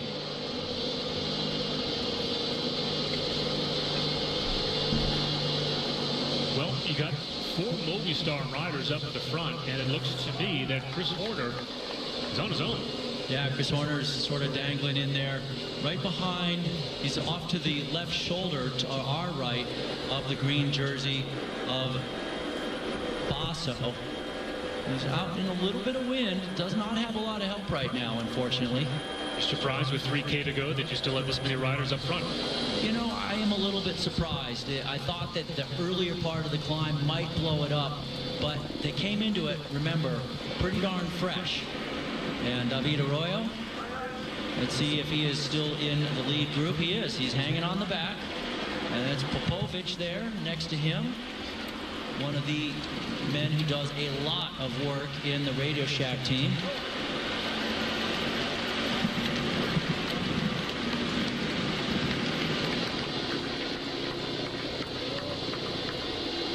It's going to be very hard for anybody to truly break up this group because there's so many guys here and we haven't seen any testing attacks yet. And it takes a bunch of attacks to really shake it up, and they're getting close to the finish with this many guys. Look at the 2 NetApp men up there in the front as well as Leopold Koenig, number 151. He can be very good on uphill finishes, and he was right there with a teammate. NetApp with a nice performance yesterday in the team time trial. They went off first, held the lead for a while. So those 2 wildcard teams, the NetApp and Kahuua, have done a nice job today as well of making sure that their presence is known. But I'm so impressed with Valverde, but not impressed with now 39 seconds back. You saw one of the teammates for Valverde. That was Schmid, yeah. Sylvester Schmid, who just did that massive turn on the front. He'll lose 10 minutes now in the final 2 kilometers. You just look at the results tonight. So now Valverde with 2 teammates left, with 2K to go to the finish. 37 kilometers an hour. That's amazing. I mean, they're going uphill at speeds in excess of 20 miles an hour right now. Wicked. So you've got the Movistar riders, Astana, NetApp, and Chris Horner with 2K to go, along with Roman Kreuziger. For a Saxo takeoff has moved back just a bit. But you are right, Tom, we have yet to see anybody make an attack. Well, at this speed, it's almost committing suicide to attack because the guys are getting so much draft back in this group. And so attacking now probably means you just shoot yourself in the foot, and everybody's just trying to stay onto this infernal tempo being set by Movistar. Is it too steep at the finish to have a uphill sprint finish, or is that what we're looking at? We might be looking at a pretty big group that just sort of comes unglued literally in the final kilometer or the final 500 meters. We might get some small little gaps. And now Koenig looks like he's striking out for NetApp, so he's going for it. He's going to go long.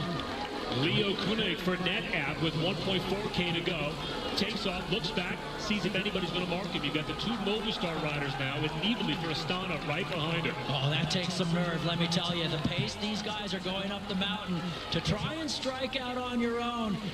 Absolutely massive confidence. Just over a kilometer to go to the finish. The Czech rider won a stage of the Tour of California earlier this year. This would be a huge victory for not only him, but his team as well. Oh, this is exactly how he won in California. He was with all the leaders on the big climb on Diablo, and he said, all right, fellas, you can look at each other. I'm going up the road for the stage. Boy, what a fantastic turn of events for the opening weekend for Team NetApp, the German Pro Continental team. This is their debut at the Vuelta. They have yet to win a Grand Tour stage. Here is Rodriguez now. Yeah, Rodriguez, we knew he was going to be going for it.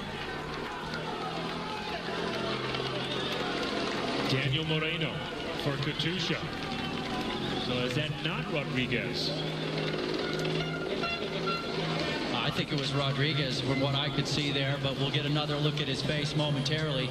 Yeah, Rodriguez is number 121.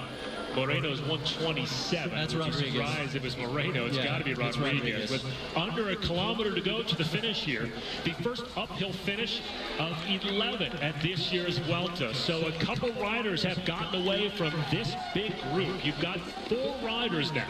So you've got Koenig up in front, and then you've got Rodriguez, Saxo Tinkoff, and an 82 riders. I actually may be saying that is Moreno. I thought it was Rodriguez, but I got a better look at his face there. It is, in fact, Moreno. My eyes failed me. Nicholas Roche is the man for Saxo Bank up there. And Pozzovivo, Domenico Pozzovivo for AG2R. And Pozzovivo, his team set coming into the race. He's here for the GC, and now he goes on the attack. Pozzovivo on the left side of the road. And so it is Koenig who matches him. And it is the Shimano keeps looking back saying, where are you, Rodriguez? And now Pozzovivo continues out of the saddle. And Pozzovivo has a degree in economics, and he's a classical pianist, but here comes Nicholas Roche. Roche really needs a Grand Tour stage victory. Roche on the left side of the road, and he has timed it perfectly now as they approach the finish line here of stage 2. Nicholas Roche, 4 hours and 36 minutes in the saddle. Katusha now in second. And here comes Moreno. Can Moreno do it? I don't think so. It looks like Roche is going to get this. Nicholas Roche, a huge win for him if he can hang on. There's a bit of a downhill slope, and he will win stage 2 of the Vuelta. Wow, what a surprise. They have fantastic riding by the Irishman, as all sorts of upsets there at the end. And now we see it looks like it is indeed Valverde leading everybody else across. So we'll see what happens here in the general classification. Well, Nicholas Roche was 32 seconds down after yesterday's stage 1. He'll get a few time bonuses. But it seems like the big loser on the day was Einau for Sky. And the winner is Saxo Tinkoff. And a fantastic win for Nicholas Roche as he takes the uphill finish here on stage 2. We'll take a pause and continue to wrap things up after this. The successful finish of stage 2 for Nicholas Roche, the 29-year-old Irishman, 12th here last year, 7th overall in 2010, picks up his first Grand Tour stage win. A beautiful job by him. Look at the gap he had over Moreno into the final couple hundred meters. And at this point, it looks so easy from above, but I can tell you, the body is absolutely on fire, but propelled by that victory that's looming just in front of you. Pozzovivo for AG2R finishes 3rd on the day, and Leo Koenig for Team NetApp finishes 4th. So for 2 straight days, Team NetApp has done a nice job, and for a pro-continental team, they have certainly made their presence known. So here are the results on the day. Moreno 2 seconds back, Pozzovivo 6 seconds, and then it is Leopold and Alejandro Valverde. So the best finish for one of our GC contenders. His team did a fantastic job on the climb. And it is a gorgeous day along the Galician coast in northwestern Spain. Blue water and sunny skies for the 3rd day of the season's 3rd Grand Tour. And the overall standings, after a very busy first weekend, Vincenzo Nibali, the Giro champion, is the leader by 8 seconds over Nicholas Roche, with American Chris Horner in 3rd, just 10 seconds off the pace. Stage 3 on tap for today in northwestern Spain, twisting and turning, flat most of the way, but not at the finish. And all those twists and turns, as you mentioned, up against and around the beautiful Galician coast, so a lot of wind. And the climb at the finish, it's not a big one. It shouldn't see major general classification changes, Steve, but it just is another nervous finale for the guys, and the guys that are good at getting up about a 2.5 mile climb will be going for a stage win.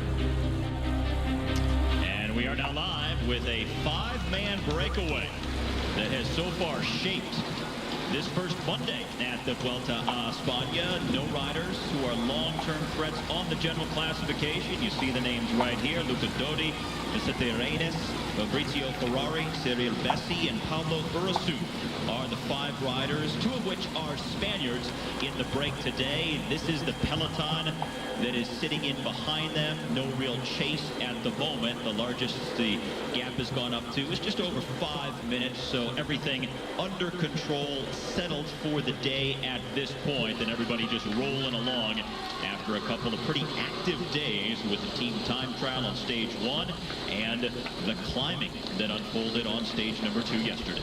And Steve, I don't know if you just noticed, but the flag they just came by, the Spanish flag, the wind is definitely howling coming off of the coastline, so it makes for stressful days for the guys in the peloton. Even though there's not a dangerous breakaway, there's always that potential for something to happen in a crosswind, in a split or a crash.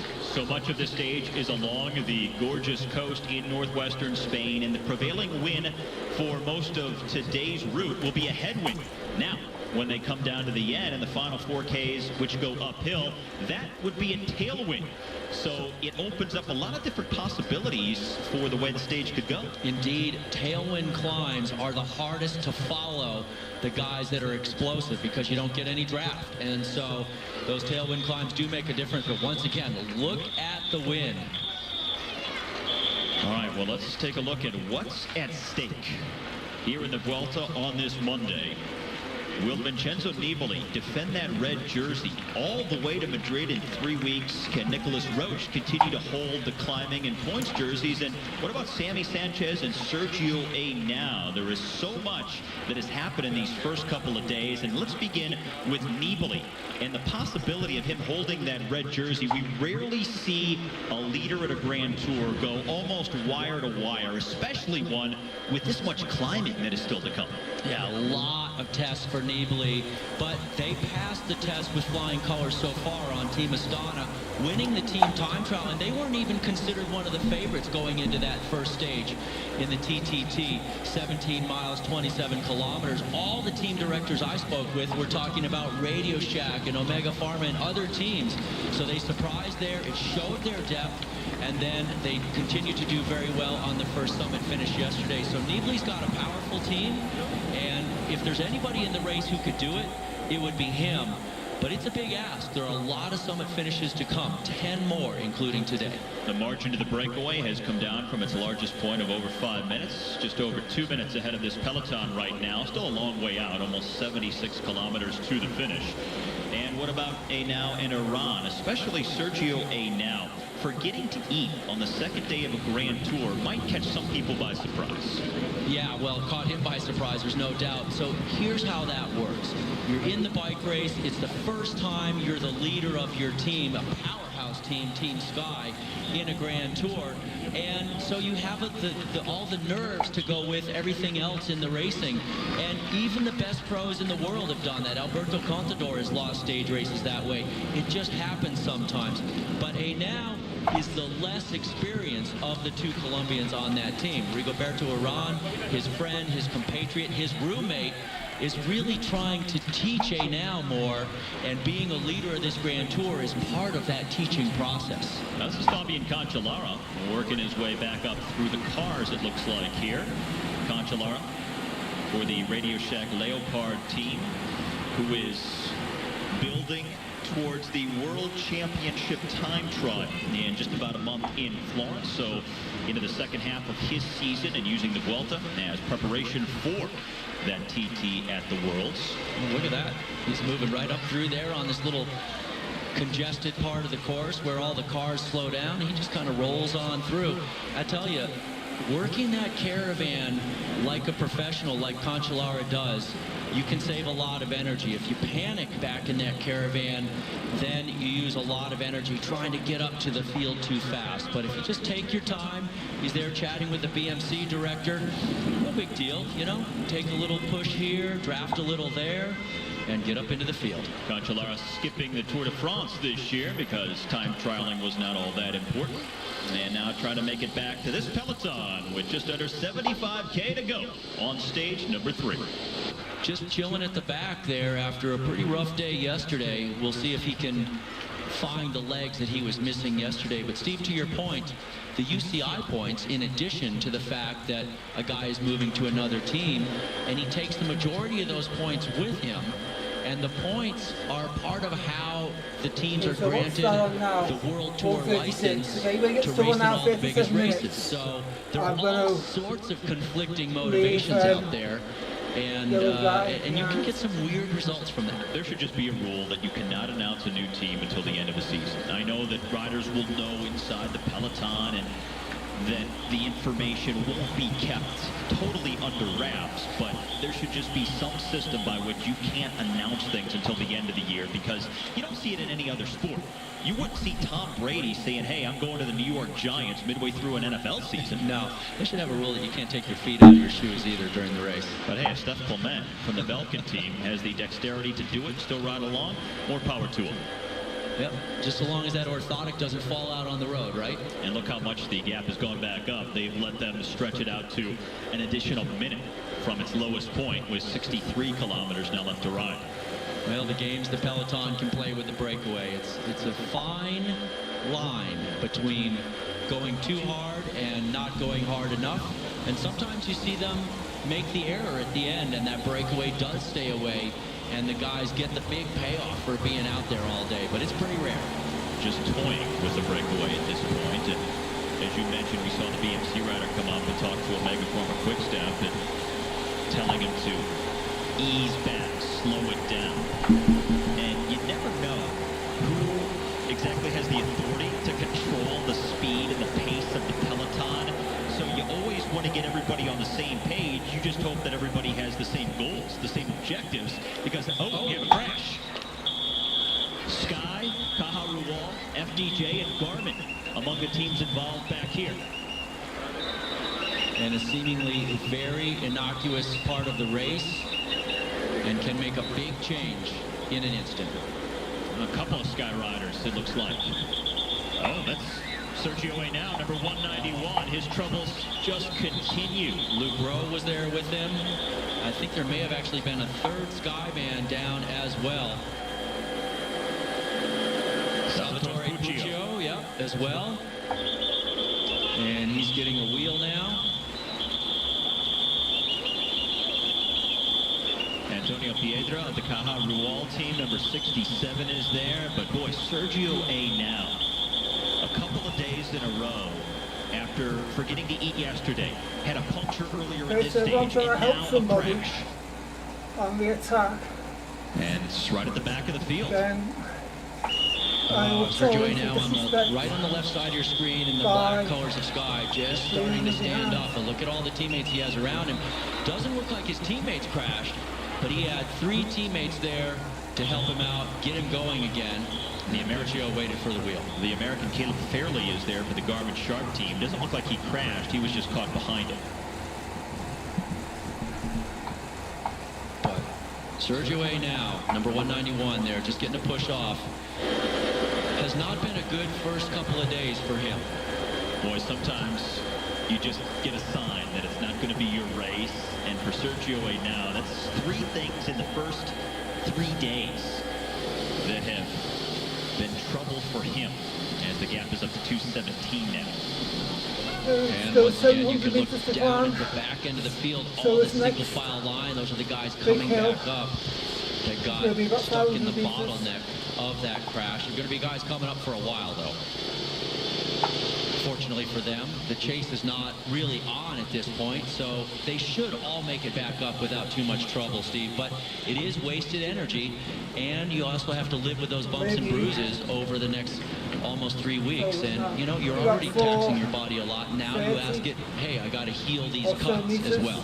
That's one of the things that's really remarkable about these Grand Tours. When things happen so early, mentally, you have to get yourself in the headspace that, all right, I've got 3 weeks.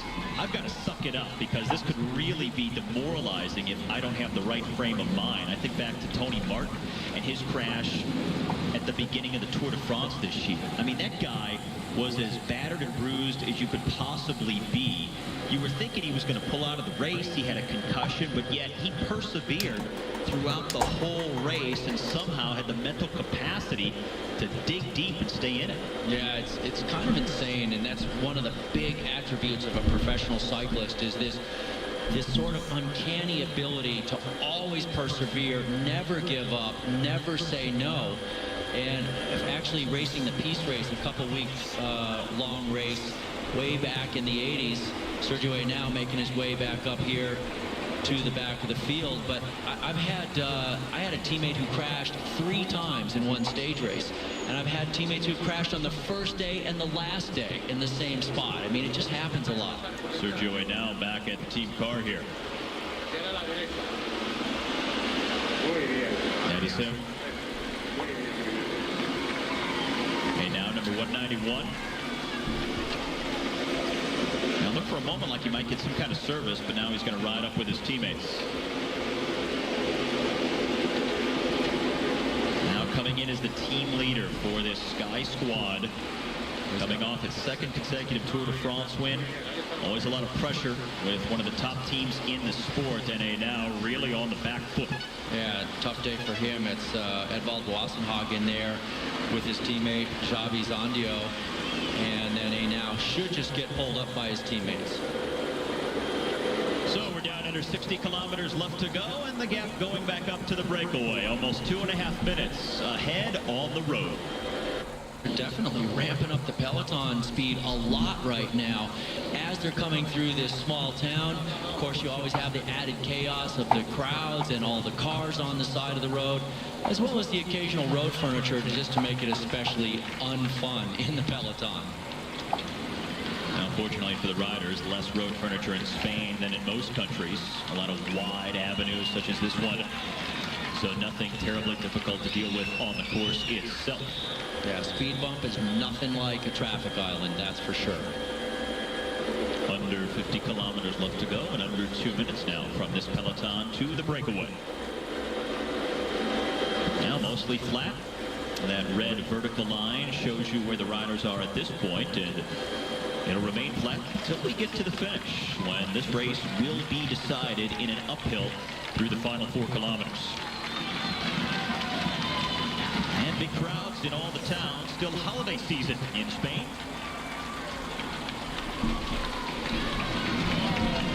So even on a Monday, some good crowds turning out for the Vuelta. Now, Steve, really nice view here of how that front group is rotating as they were moving up on the right side and back on the left side. And so each guy just spends a very small amount of time in the wind. And speaking of traffic furniture,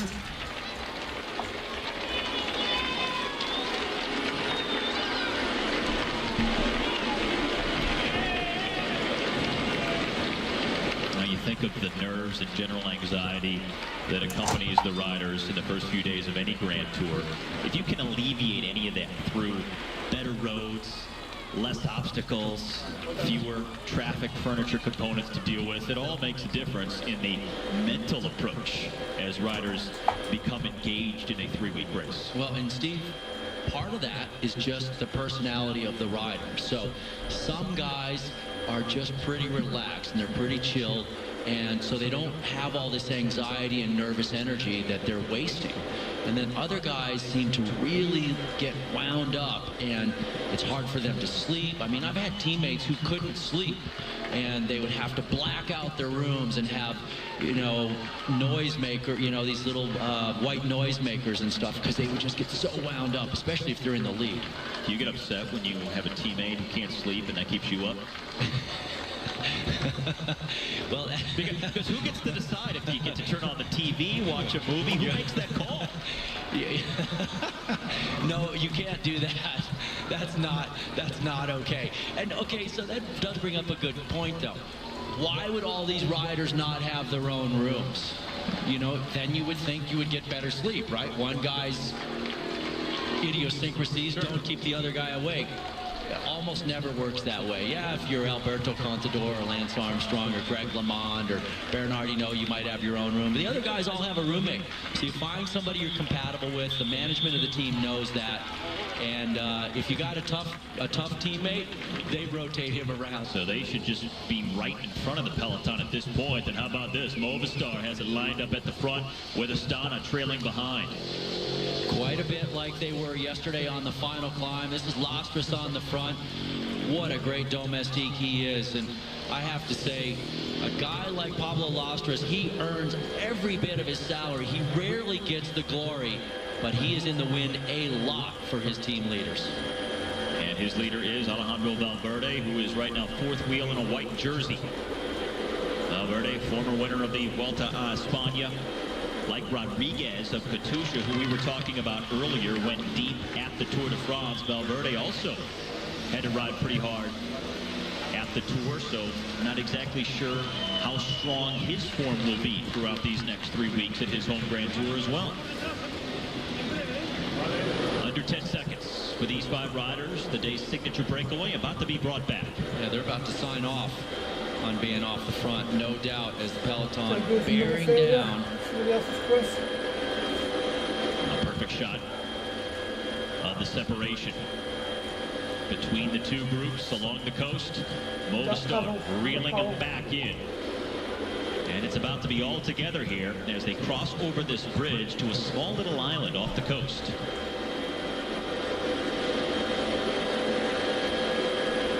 Movistar at the front of the peloton, Astana just behind. The breakaway has been caught.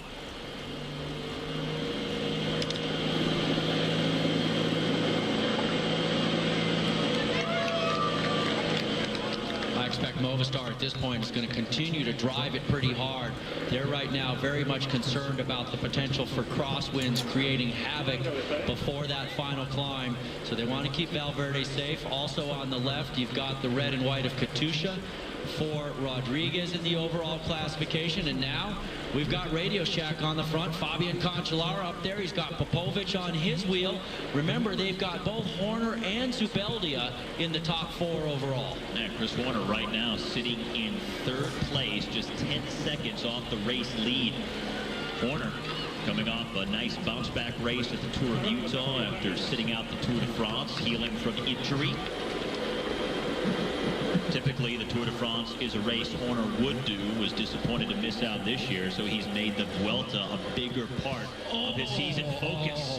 Oh boy, I saw those barricades and I thought we were going to have a catastrophe. Almost a motorcycle hit it. And it looks like the guys... Things bunching up there in the back. And some guys off the road, but I don't think anybody crashed. Now Belkin coming to the front. Saxo Bank is up there as well.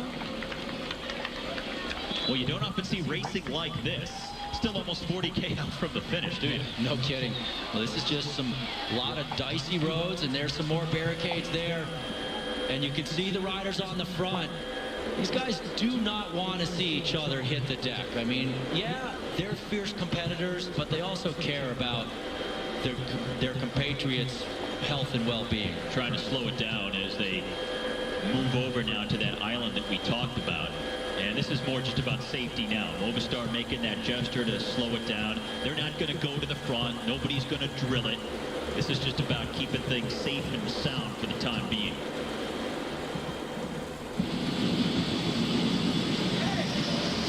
And these were those barriers.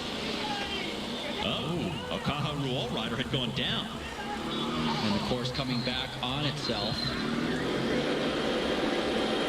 Anytime as a racer you have any sort of barricade in the road, whether it's a cone or a lane separator like that or anything that's low, it's so dangerous for the riders because when you're in the peloton you can't see it.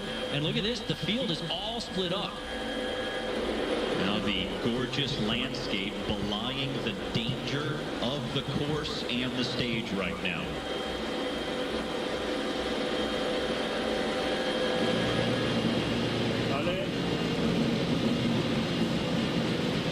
Well, this has turned into a really sketchy stage for the guys. A lot of frayed nerves at this point.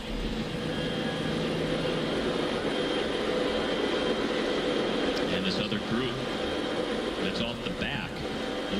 a minute behind them now.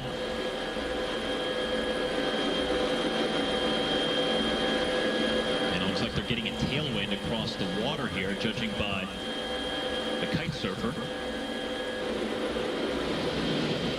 Here's Belkin in the green on one side of the barricades. And at this point, if you're up at the front, you're just going to stay in that rotation. So you pass the guy in front of you, you move over, let the next guy come through. As soon as you get out of the rotation, then you get stuck back there and you get swarmed. So you just stay in the rotation and use that energy. Looking at the flag we just saw on that bridge, it looks like it's more of a crosswind now as they come over. Yeah. I think it's actually cross tailwind at this point, and all sorts of groups out on the road. This is from the crashes and from the crosswind and all the corners, the road furniture. And it's really blowing. Look at the trees.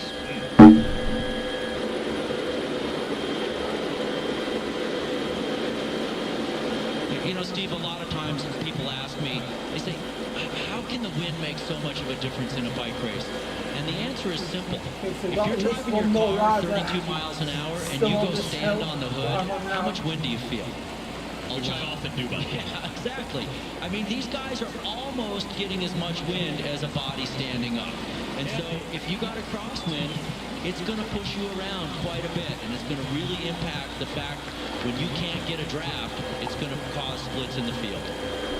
And Astana is at the very front. That's the team, of course, of race leader Vincenzo Nibali, who's in a red jersey. And quite often what happens, Steve, is after there's a crash and a mishap like that, the field will sort of put down their guns for a little while. But if you don't get back up there, eventually the racing comes back on, and it looks like that's what's starting to happen. So that group may be in trouble now chasing. It is single file here behind the group at the front.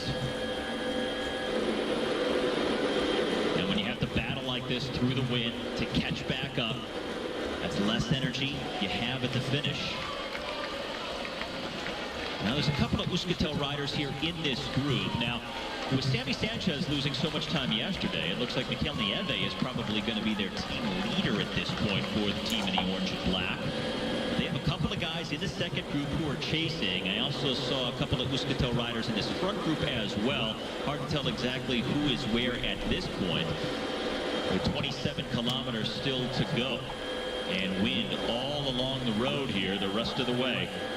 It's been one of the defining features that has framed this third day of racing along the coast. There's no doubt that the racing is being hard again. It's ramped back up. The truce is off.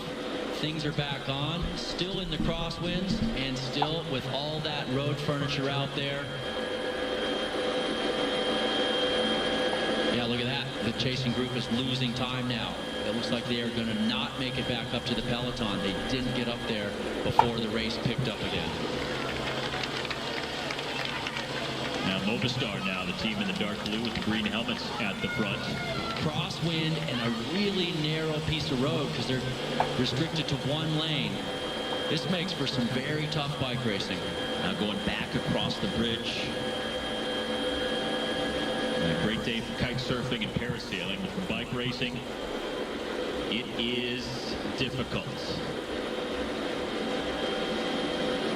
And it's So amazing how little it takes for different groups to form when you have wind. You would think, okay, if you get shot out the back and you're just half a minute or so behind, you can recover that. But when you have wind, when you have riders at the front going hard, you're more likely to go backwards than you are forwards and regain contact. Yeah, and typically in these situations, the strongest riders are in the front group. So you may have a few, and these guys just got spit out the front group, so they're being caught. You may have a few really good guys in the back group, but most of the heavy hitters are in the front group. And that front group is starting to split up right now, Steve. You can see the crosswinds here creating separation and a bunch of guys going off the back. Look at how this is stretched out over the water.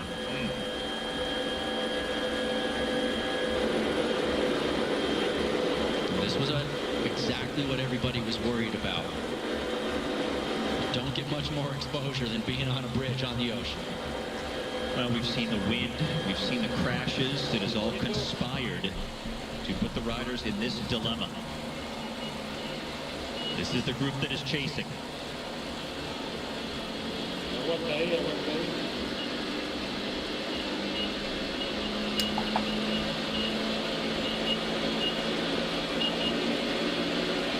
Well, all these guys trying to work into the rotation, but they would actually be better off if they had more roadway, because then more guys could pull through.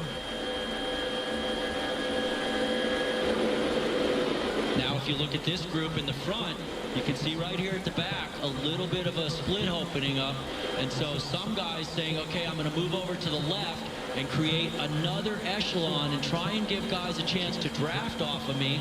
And then maybe we'll get back on. If you just stay in the gutter and everybody's in the wind, you shoot yourself in the foot. You've got to give other guys a chance to draft. Look at this. More riders even back here. Oh, it's just a big mess. I think that's that chasing group, but they're catching riders that are being spit out from the front group. So we really have 3 to 4, maybe 5 different little groups out there on the road right now. Johnny Hogerland is in this, the Dutch national champion. See him poking on the left side of your screen with a red, white jersey as the Dutch national champion for Ocon Soleil. Now we always note how important it is to be at the front when you're approaching a final climb. But you want to be at the front almost any time you can, because on a day like this, we can see happen what has happened. Crashes, wind, different groups forming. Because of that, if you're a GC contender long term, you've got to stay at the front for a variety of reasons throughout the stage. Indeed, I tell you, Steve, a day like this is a nightmare for the bike racers. There's so many things that can go wrong, and so many things have gone wrong for a bunch of guys. With these wins, it totally changes the complexion of the bike race. Chris Horner, also the oldest rider to ever lead a Grand Tour as well. He sits on top of the standings over the Giro champion Vincenzo Nibali, as well as former Vuelta winner Alejandro Valverde, after 3 days of the season's 3rd Grand Tour. A lot of times they'll say, well, we're taking it day by day. That's because they are taking it day by day. That last podium was for the stage win. This one is the one he really wanted. The red jersey and the overall lead.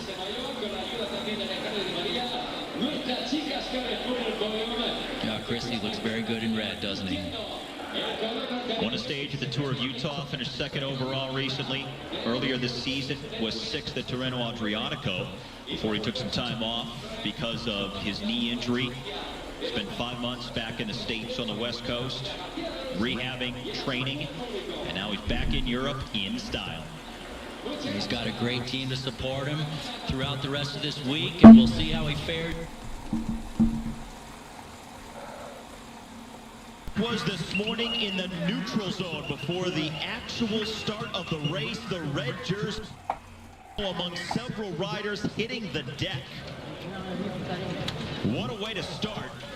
One of the most anticipated days of this year's Vuelta with so much climbing, guys so anxious, and as a result, some top names crashing in the neutral zone area. Yeah, Steve, one of the things about a crash in the until these guys make it back up into the peloton, but this is really a bad way to start the hardest mountain day they have seen so far. Bart de Klerk for the Lotto Belisol team here among multiple riders who were forced to abandon crash. And Bart de Klerk, one of the men we've seen riding very well in the mountains, just behind some of the winners of some of these early mountain stages, in a lot of pain. He would look at his knee for quite a while, but eventually, after examination by the doctor, he would pull out. So frustrating. It's one thing to three-week Grand Tour, but to crash in the neutral zone when the race isn't even on, and then having to pull out, boy, what a way to end the Spanish Grand Tour. And you can see with the problem with that leg, in one day of racing, Legs around approximately 25,000 times, and the man is in tears as he pulls out of the race. How do you wrap your head around that? Other riders getting attention out on the road after the crash. That's Matthew Boucher, torn up on the elbow. Juan Antonio Flecha. Moreno back in the peloton finally. So he seemed to be okay, made it back up into the field and is in the race today. And that battle will be fought today, the last of 3 straight mountaintop finishes, also the last stage before the at the Vuelta in 2013. And boy, it is a demanding day on the bike. Not early, but the beyond classification climb at the finish to really bring further definition to this general classification that's already been shaken up multiple times in the first week of racing. And Steve, over the 116 miles, the Cat 1 hits 15%, but the final climb, 2 sections of 18. Classification. And now we are live with our breakaway that is 10 riders strong. The highest placed rider in the GC, Tomasz Marcinski, at 747 down. Part of this group that took a long time to come together and go up the road today. It took almost 60 kilometers before this move. The teams of the general classification leaders decided to let them go up the road. It's been a very active day, a very aggressive day of racing, highlighted by that crash we saw in the neutral zone at the start, featuring the red jersey of overall leader Daniel Moreno, who is back in the main field now, a field that trails our 10 leaders by and Katusha on the front, but they are down a man from that early crash. Alberto Losada has pulled out of the race, been forced to abandon. That certainly hurts them, as every guy you lose means you have one less soldier to get the work done on a very demanding day like this. Now, so much at stake on this stage, number 10. 15% grade is only a couple of kilometers from the finish line, Steve, so it's a perfect place for anybody who's got legs left at that point, if they've got someone else with them, to try and crack them. Now the Category 1 climb summits with about 28 kilometers left to go in the stage. And then once they go down that climb, which is sort of technical and can be dangerous depending on the way they ride it, once you hit the bottom, that final climb starts right away, so there is no rest in between. A wicked finale for today's race. 2 intermediate sprints right before the Category 1 climb, so it's all sort of packed together at the end. But even earlier today, the race was pretty hilly. It just didn't have categorized climbs per se. I began this And our ride 10-man breakaway now going through the second of the 2 intermediate sprints on the stage. So those are now in the bank, and all that's left are the 2 climbs inside the final 35 kilometers. At the beginning. Now All today's the stage lads that overall, passed 187 kilometers heading south. And in the general classification, the top 5 separated by half a minute. After I passed them. So it's not impossible that we could see another lead change by the end of the day. But given the way our new leader, Daniel Moreno, is climbing, judging by his form, you have to say he's a pretty good bet to hang on to the overall lead by the end of the day. Wouldn't you say? I would say a pretty good bet. I have a feeling that Nicholas Roach, who is only 1 second down, sitting in second place, will have a hard time challenging Moreno in today's finish. Vincenzo Nibali, he's sitting in 3rd, down 19 seconds, and Valverde in 4th at 22. So maybe those guys will try an assault on the red jersey as well. And don't count out the American Chris Horner, 5th place, 28 seconds down. He wants it, but he's heavily marked after his earlier stage win in stage 3, and he knows now that they give him no leash. Now, the reason it took so long for this breakaway to get formed, almost 60 kilometers in today, is because everybody knew that coming in it was going to be a hard day. It was the stage before the rest day, so there was a good chance a breakaway could make it to the finish. So everybody wanted to be in the move. Multiple guys were trying. Earlier, we had a group of 21 riders who went off the front. That was too many. the GC teams brought it back, and then other guys started to go forward as well. As you see, two riders who have been kicked out of the race, Thomas DeHent and Andrew Fenn. We'll get to that in just a moment, but a lot of guys wanted to get in the move knowing that it had a chance to make it to the finish today, and that's why it just took so long for this 10-man group to form at the front of the race. And so, yeah, it's just one of those days where it's incredibly aggressive and everybody wants to be in there. And it just takes that right combination of riders, but it also takes so much pressure from the riders that eventually the peloton can't hold them back anymore. How about poles here? Number 211 for Vacan Soleil. Moving up through the field. And going back to DeHent and Fenn, they were kicked out of the race because apparently earlier in the stage they took an illegal tow from the car. We didn't see it. It was before we came on the air, but it was obviously serious enough to not only get some kind of a fine or a penalty, but to kick two riders out of the race because of that. I mean, they must have been holding on for a couple of miles. Yeah, I mean, I don't know if I've heard of that. Yeah, it's definitely fairly unusual to hear of guys being kicked out for holding on to the car. So it must have been fairly egregious, but as you mentioned, we don't really know. We're just getting the reports that they've been kicked out for towing, and we haven't seen the images of that nor heard of exactly how long they did hang on to the car. All right, not wasting any time today. They are on the first of the two climbs here, the Alto de Monaquil. An 8.5 kilometer climb, averaging 7.5%. It will hit a maximum of 15%. Just about 5K into the climb, so roughly 3 kilometers from its summit. And the gap coming down. Our 10-man breakaway had a lead of over 5 minutes at one point, now down close to 2.5 with 36K left. Now this is very unusual to have so many race days and so many hard days in a Grand Tour before the first rest day. A lot of times it comes on the second Monday of the race, which would be today. Well, and realize again that this is the 5th uphill finish of this race. So we've had 4 already that have been pretty selective, and this is day number 5 of 10 that have had a mountain at the end. And with time bonuses, of course, at the finish line, 10, 6, and 4 seconds for the first 3. We could see another change in the overall leadership. We could see some movement at the top of the general classification. The time bonuses were certainly the determining factor that moved the red jersey yesterday when Daniel Moreno won the stage, got the 10-second time bonus, and then took over from Nicholas Roach, the previous leader, now leading him by just 1 second here on day number 10. Cancellara pacing Horner, Basso right there as well. Let's put this climb into context, Steve. 8.5 kilometers, it's just over 5 miles, but it goes up over 2,000 feet in those 5 miles. So this is a really rough climb. It may be short, but it's steep. And these climbs today are much better for the man who we just saw on the screen a moment ago, Chris Horner, than the short, steep climb of the Valdepeñas de Jaén yesterday, which is where Moreno won. Indeed, Chris is a guy who doesn't have that explosiveness for the really short climbs. He's a guy who likes that attrition type of climbing, and he's very suited for today's course. I'm very curious to see how he fares in the finale today.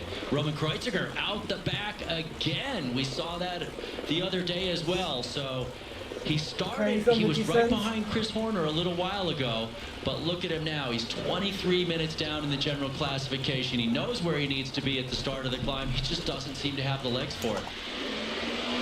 Now other riders quickly dropping back here as the march into the breakaway continues to drop. Just about a minute and a half. Matthew Boucher here, who has helped Horner on the climbs, been in a breakaway. Yeah, this is Johan van Sumer in the Garmin Sharp Rider, and I think Boucher, really briefly, we got an image of him involved in that early crash today. Look at all the Argos men going out the back together here as well. Now they do have their teammate Georg Preidler in the breakaway, so he'll be flying the flag for them. A lot of Radio Shack riders back here, so now once Cancellara drops off, Horner could be on his own today.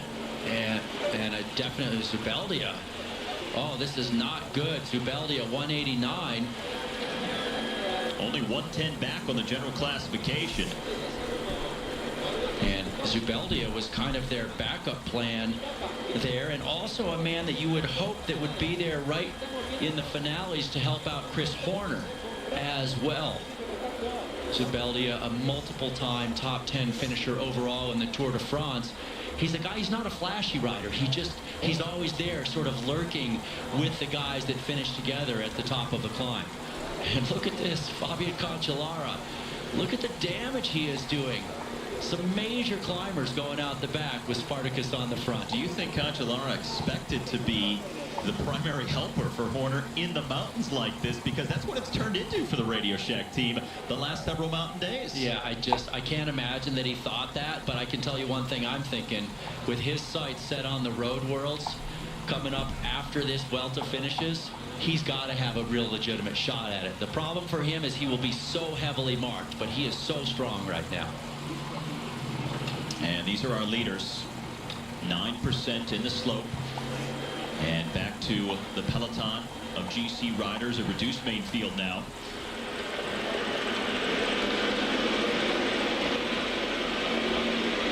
Now the interesting thing about this climb, as we noted a short while ago when looking at the profile, if you drop off the pace here, once you go over the summit and then descend, you hit the bottom and the final climb starts right away. So there's not a lot of recovery time.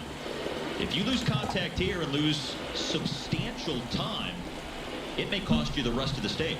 I agree, and even if you do make it back on, you're gonna not have any time to rest, and then when it starts pitching up for the final climb, you're just gonna get your ticket punched again. So we're seeing a major thinning of the peloton on this penultimate climb by Fabian Cancellara. Now Basso is there in the green. Lack of teammates of several of the top general classification riders. Chris Horner only has Cancellara here. Basso, no teammates for Cannondale. Vincenzo Nibali of Astana, we've seen him be isolated at various points in the hills as well. So you're talking about some of the top names without strong team support here in the mountains this first week. Katusha as a team has still looked pretty strong. So has Movistar for Moreno and Rodriguez, and also Alejandro Valverde. And so when you see the leaders of the teams get isolated with no teammates, well, then they have to bring back the attacks on the final climb, and they have to put their face in the wind, and that's when things really can unravel very quickly. I noticed at the back of the group, that's Vasil Kirienka going out the back. In the back of this group here, 4 of the Euskaltel men in the orange I saw just a moment ago, so that's a large number of guys from one team. He's been in the move on more than one occasion so far in the first 10 days of the Spanish Grand Tour. Again, here is Sella Ronda just off the front of this group. Now, 2 Movistar riders at the front, and here comes Valverde, who was at the back of this group, coming up to join his teammates.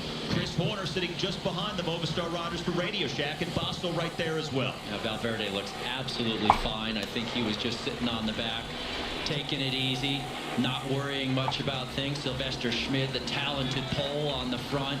He is a domestique, tailor-made for the mountains as he just rips along on the front of the group after Fabian Cancellara did so much work. There's Leopold Koenig, a man who just had his teammate De La Cruz going off the front in that jersey as the combined classification leader.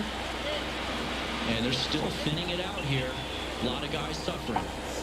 The fatigue after 10 days of So racing. should be gained All of the summit finishes, the hard maybe stages in 20 seconds between, or so. starting to manifest itself on stage 10, just ahead of the first rest day.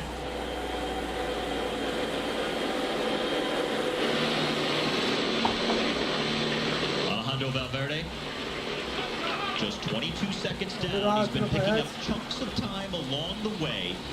If he's at the front at the finish of this stage, he'd be a good bet for the win. What a lot of guys don't want to have to do is come to the finish line with Valverde, because among the top climbers and the general classification hopefuls, he's one of the best sprinters. Yeah, indeed. He has got a combination of very important skills for bike racing. He can do a lot of different things. He's a great climber. He's an awesome finisher, and he time trials solidly, but he's a little bit inconsistent in the time trial. And the individual time trial coming up after the rest day on Wednesday. Another opportunity to further sort out the general classification. So today and then Wednesday are really going to bring some clarity as we hit the midway point of the season's final Grand Tour shortly.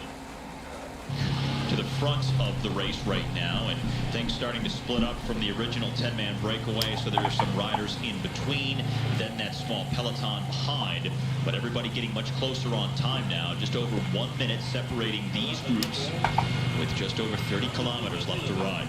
And Marcinski is a man on the front here who, as he was 13th, excuse me, last year in the 2012 edition. And also in 2011, he won the road and time trial championship of Poland. Hope for Italy to continue to develop into a Grand Tour contender. Won a stage of the Giro d'Italia back in 2011. That was his second pro win, and that's when everybody really put him on their radar. And now a minute back down the road. And Moreno in the middle of this group. And to finish the thought on those two, the thing that I believe is going to make it really work for them is the fact that they're such good friends. They're roommates on the road. They train together. They've been riding together for several years. So even if they remain close on the top of the general classification, as we get a look at Sammy Sanchez also in this group, I think that you're not going to have that contentious relationship that could otherwise develop between two top rivals. Pareto and Moreno will be able to sort it out in an amicable way. For sure. They're really good buddies. And Moreno, you know, he's got to be so happy with his race already. He's got 2 stage wins. He's in the overall lead. That's a massive success for him. And he's very happy to work for Pareto Rodriguez to win the overall if they can get into a position to do that. And likewise, Pareto knows that if Moreno is in a position to win, he's more than happy to help him do it. So it's a very enviable position. And with Zubeldia now getting dropped out of that lead peloton, Horner had a teammate who was high up there, and they were the only 2 teams, Radio Shack and Katusha, that had 2 guys that were high in the general classification. So it is a very enviable position to have 2 guys up high.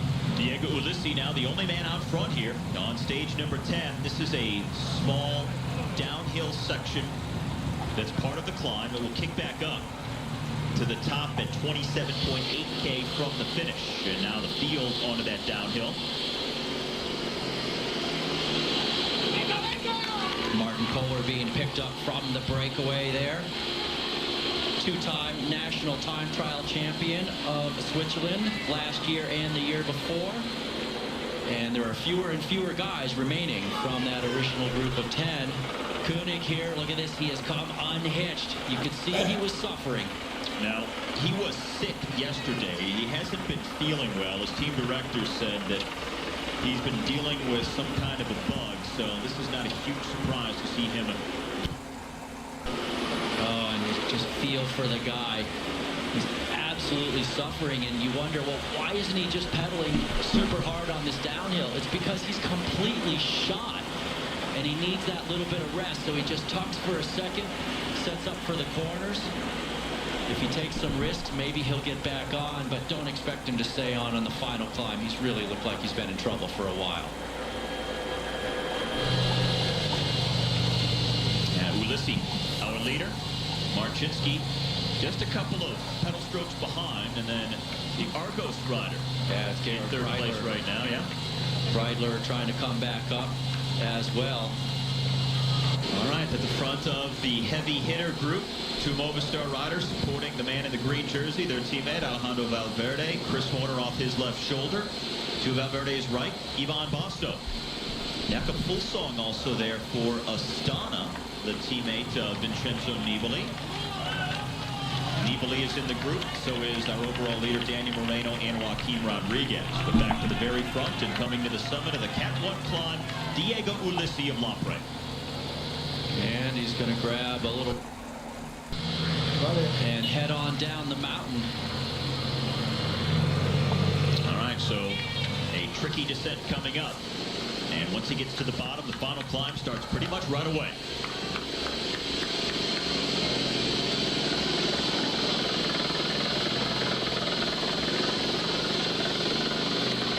Gap still over 1 minute. Ulissi, the only man on the descent. How narrow it gets in spots. But another sunny, warm, dry day in southern Spain. Heat is baking the riders on the way up where it's so much more exposed. Summit in the distance for the peloton. Well, and it does look like David de la Cruz, the NetApp man, is still off the front of that peloton as one rider had just gone over the KOM by himself. So he continues to soldier on in front of the group. All the general classification men looking pretty comfortable in this group, Steve. We saw Horner looking very comfortable, Valverde, Basso. Have not seen much of Moreno and Rodriguez. They've been in the middle of the group most of the way. Sammy Sanchez here, number 91 at the back, as the group goes over 115 behind Ulissi. So now they are on the descents. Just over 26 kilometers left to go, but a huge climb coming up at the end. Stage 10 of the Vuelta a España on Universal Sports, brought to you by Earbuds. Never hurt, never fall out, never stop. This is our leader, Diego Ulissi of the Lampre team. And he's in this group that is at the front of the stage, but he's just been passed by, looks like, Tomasz Marcinski, who he had dropped on the climb. Ulissi was the first over the climb on the descent. Marcinski was several seconds behind, but Marcinski flying down the descent now, so he's just in front of Ulissi. And now this group of the general classification riders a little more than a minute back, also on the descent as well.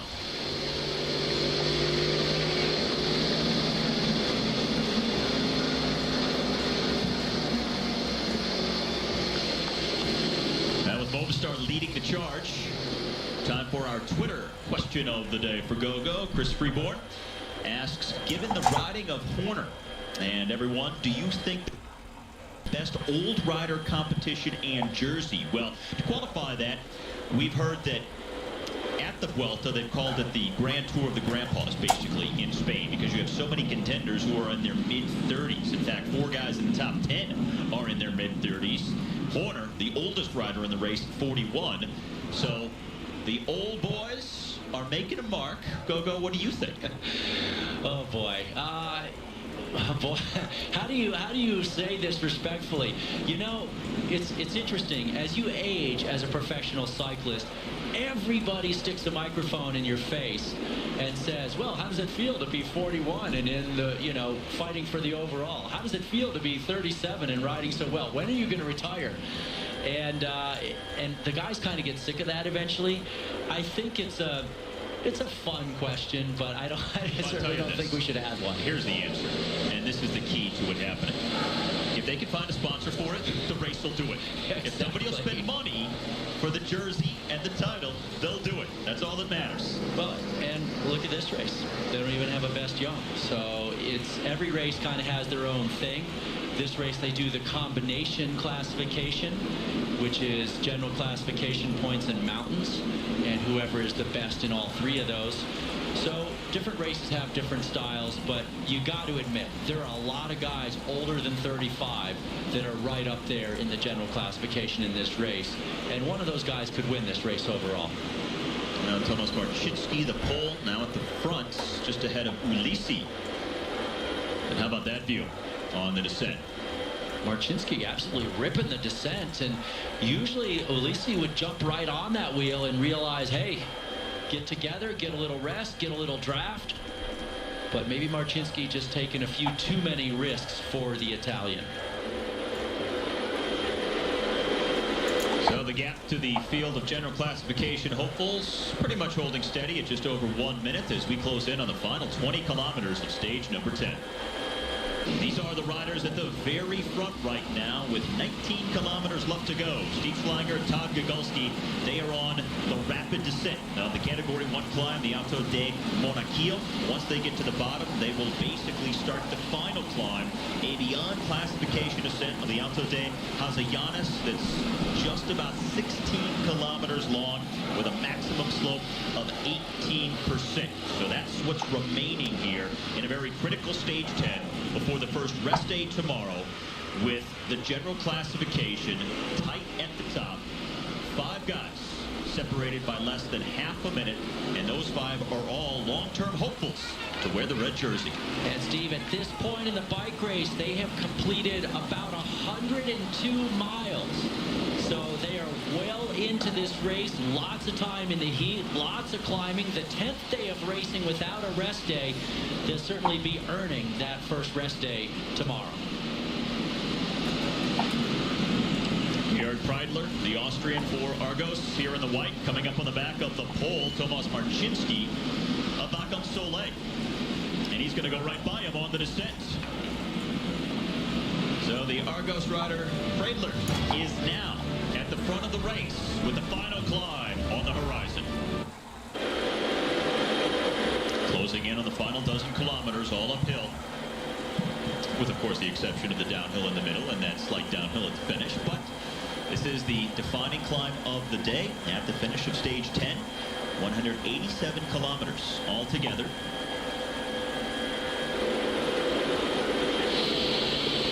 So Movistar here in front. Alejandro Valverde in the green jersey has 3 teammates pacing him. Chris Horner without any teammates left. 3 Katusha riders, 2 of which are the race leader Daniel Moreno and Joaquim Rodriguez. And the 3 men at the very front right now. Tomasz Marcinski of Bacon Soleil in the yellow and blue.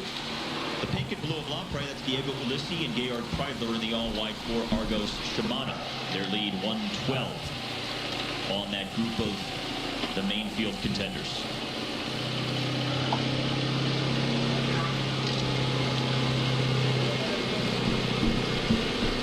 Well, these guys don't look particularly like they're turning themselves inside out or anything. They're actually sharing bottles, as Marcinski there just got a drink from Ulissi.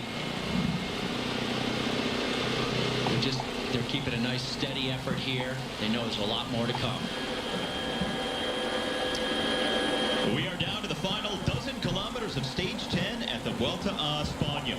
3 riders with a lead of just over 1 minute on the main field that is reduced in size and contains most of the top general classification riders. This is a beyond classification climb, 16 kilometers in length overall, 2 sections of 18% slope. That is the maximum grade on this climb. And these are our 3 leaders here. Georg Preidler, Tomasz Marcinski, and the man at the back, Diego Ulissi, calling for the team car, saying, hey, I just gave one of my bottles to one of my enemies. I need some help. Help, help. I need help. So Marcinski at the front, Preidler in the middle, Ulissi here at the back, and their lead starting to come down closer to the 1 minute mark right now. Did you see that? His director flicked him. He didn't even give him a bottle. He just drove away. And so is Marcinski. He's driving away right now as well.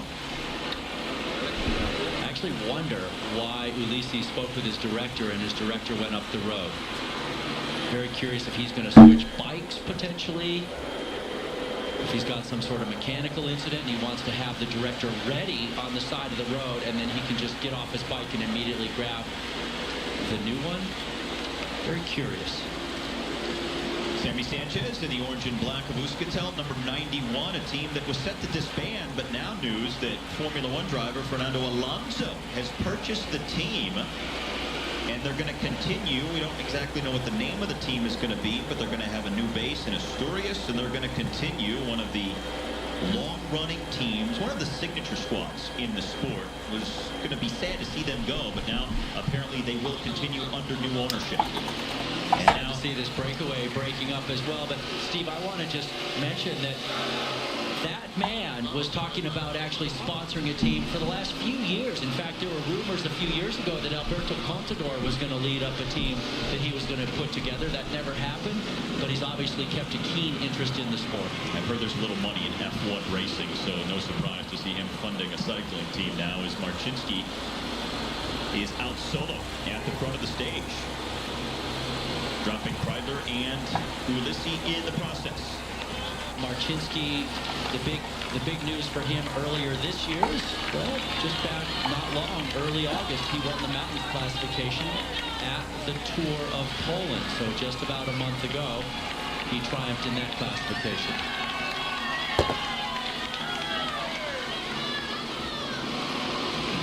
He was in the initial breakaway today of 10 riders. He passed Ulissi, who had been the leader on the descent to the Category 1 climb that they went over a short while ago. Now he's the leader on this final climb, the Hazianis. And other riders from the breakaway being picked up by the peloton as Marcinski rolls through the 10K to go banner.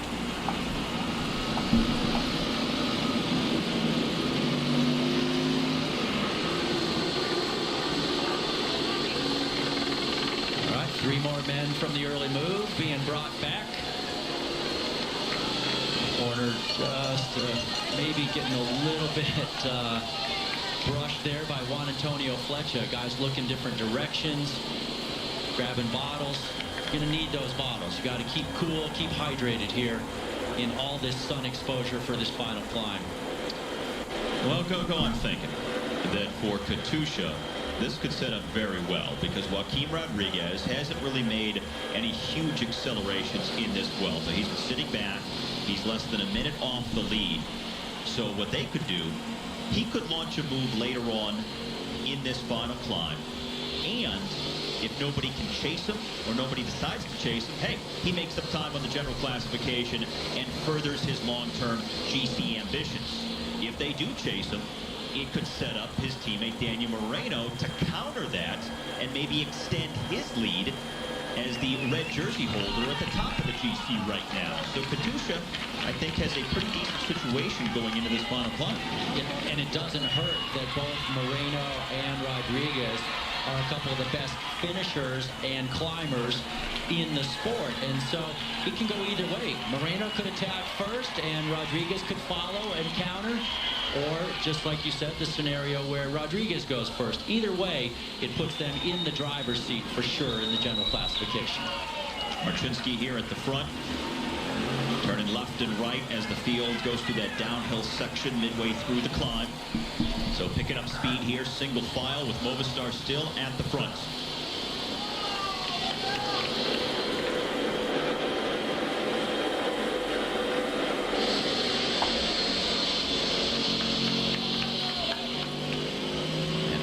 Valverde, who has his teammates in front of him here at the front of this peloton. If he is with any riders at the front when they get to the top of this climb, it flattens out in the last kilometer, a little downhill at the finish. He would be tough to outsprint. And with a 10-second time bonus, he could continue to take back time as he works towards the top of the GC. But right now, they're all chasing this man, Tomasz Marcinski.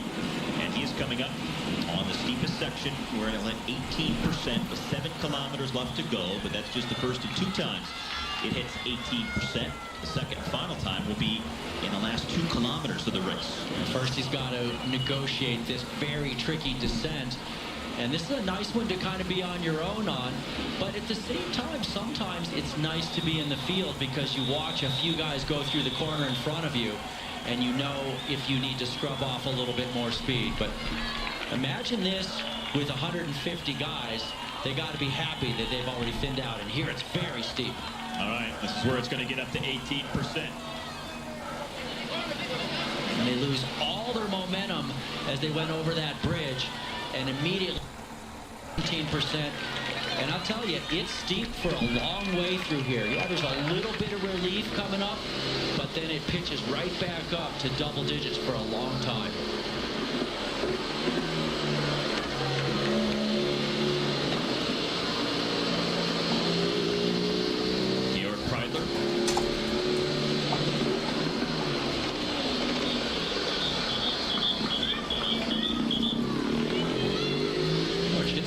Lead over Kreidler. And he's about to be picked up by the field at this point.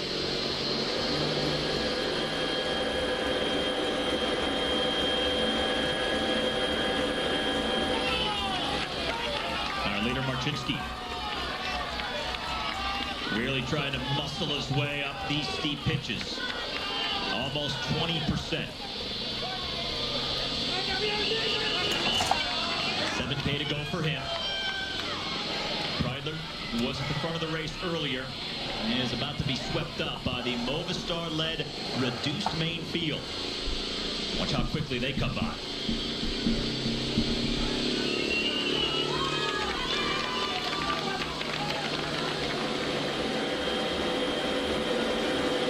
Several switchbacks on some steep roads to negotiate here in the final 7 kilometers of racing.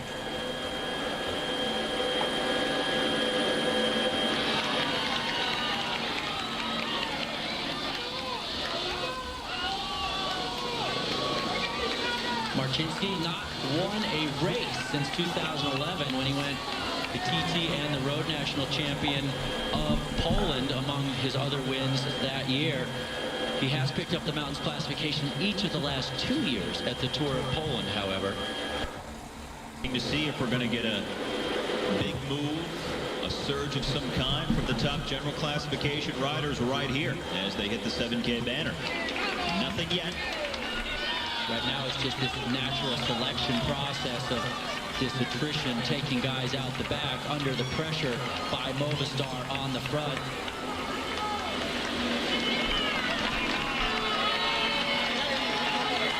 There's nowhere to hide when it's this steep. Marcinski is up there once again in another really steep section as the field now, what's left of it, 17-18%, and Igor Antone once again going early on a climb. Antone of the Euskaltel team, the first from this group to make a move.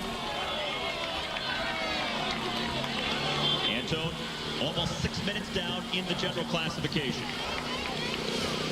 Probably a little bit early to actually make a bid for a stage finish. He mentioned the other day as his teammate Sammy Sanchez struggling at the back there, number 91. He mentioned the other day that he didn't think he could match the accelerations of some of the riders, so he had to go early on these summit finishes and see if he could just build up a little bit of an advantage, and then maybe they'd come up to him, but they wouldn't have that pop left anymore.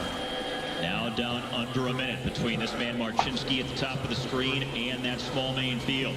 And just about half a dozen K remaining. And that is the gap. Ulisi coming back. Yep, just about to be absorbed.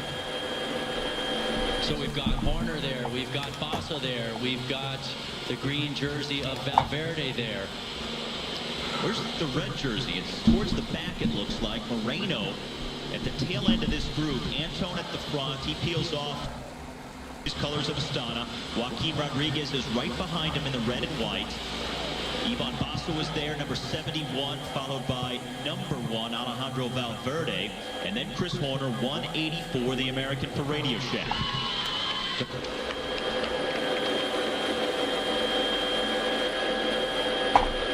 Full song, Nibali, Basso, Rodriguez, Valverde, Horner. And there's the red jersey at 6K, coming off the back a little. That's why he's not the team leader. Danny Moreno in trouble on this climb. So we could definitely see a new leader by the end of the day. Remember, Moreno was leading Nicholas Roach by 1 second, Nibali by 19, Valverde by 22, and Horner by 28 seconds. And I'm not seeing Roach in that group. Marcinski still up the front, but the turning of the pedals has slowed. Wilson pacing Nibali at the front of this group.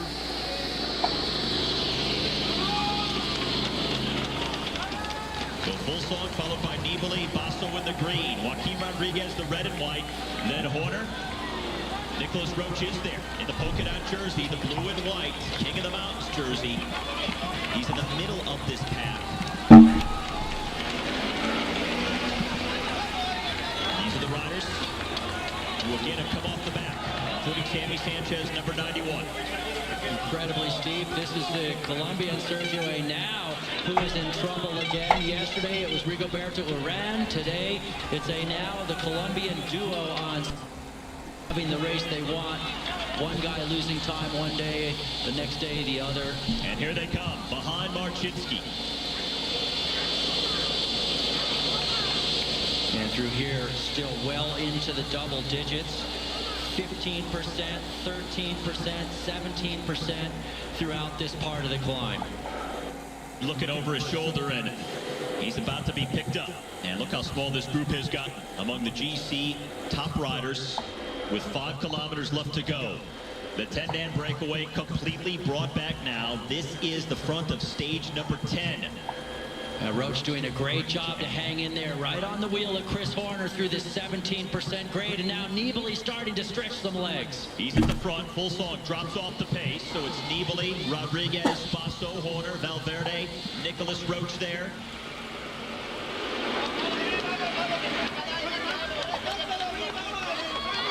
And Daniel Moreno here. Boy, he's really struggling now.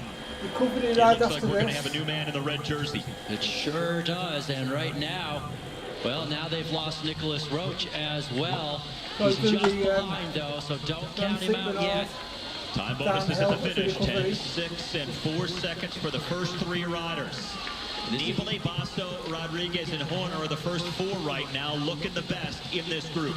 And really, Steve, this is the part of the hill that is the most consistently tough, as a lot of separation starting to happen. And you know who's gone? Valverde. Valverde is also gone. He's at the bottom of the screen in that green jersey, just behind Domenico Pozzovivo.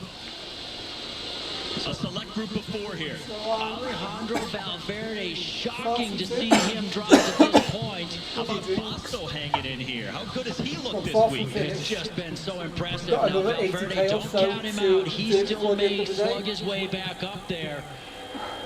I never would have predicted we would see Valverde dropped and Basso leading the favorites.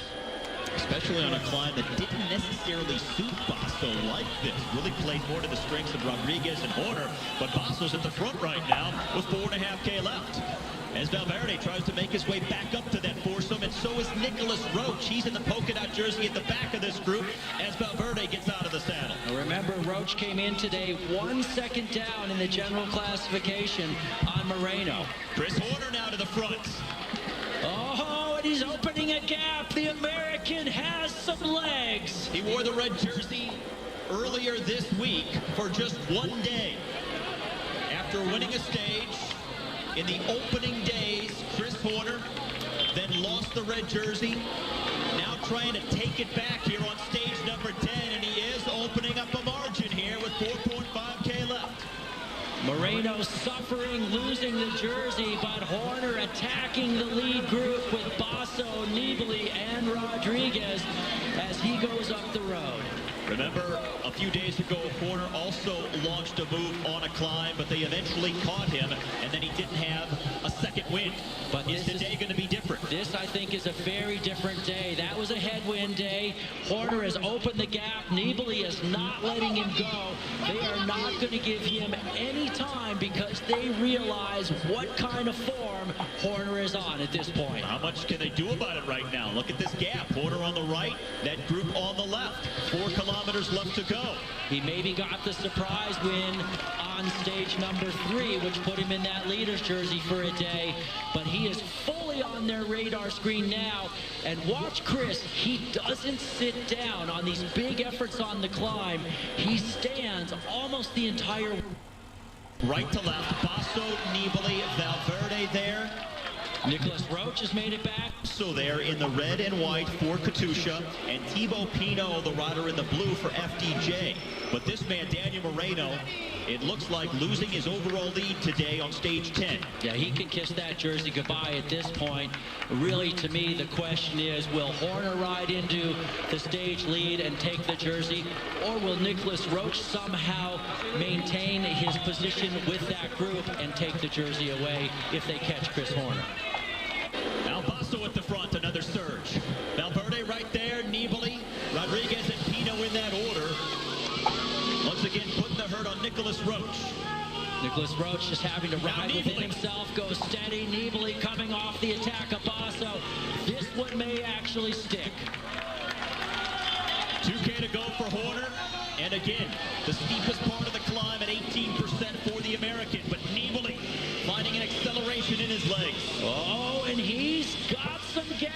right now. He finally got clear of the others, and he is charging hard. The former Vuelta winner, this year's Giro d'Italia champion, and now Nibali trying to take back time on Horner, who's at the very front with under 2 kilometers left to go. I think Nibali's going to blow himself out just a little bit here because he's going so incredibly hard trying to close down the gap to Horner. And when he hits that 18%, I don't think it's going to feel very good. Now, Nibali started the day 9 seconds ahead of Horner in the general classification. And right now, those two holding the top 2 time bonus positions on the road. Horner would get 10 seconds for the win. Nibali would get 6 seconds for second place if this were to hold. Is riding to his second stage win and his second stint in the red jersey of overall leader. And this is a big lead in the general classification for Chris Horner.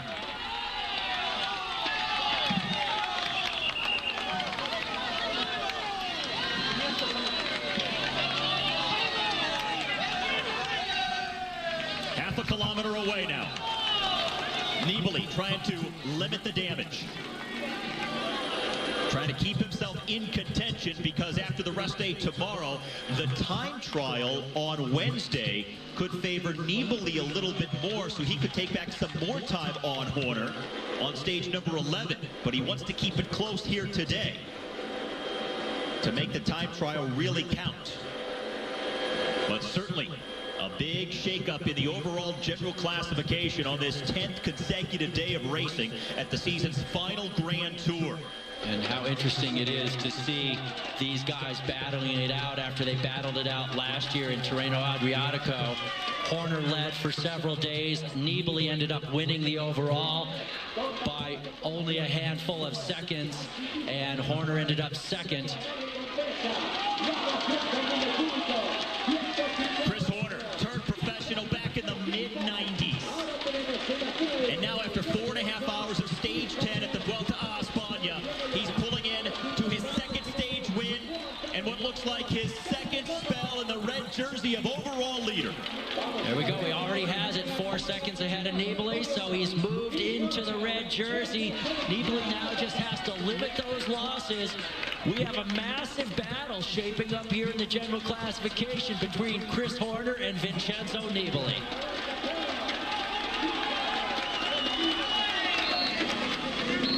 Horner got the 10-second time bonus, plus whatever gap he ends up with. Nibali will get a 6-second time bonus for finishing second.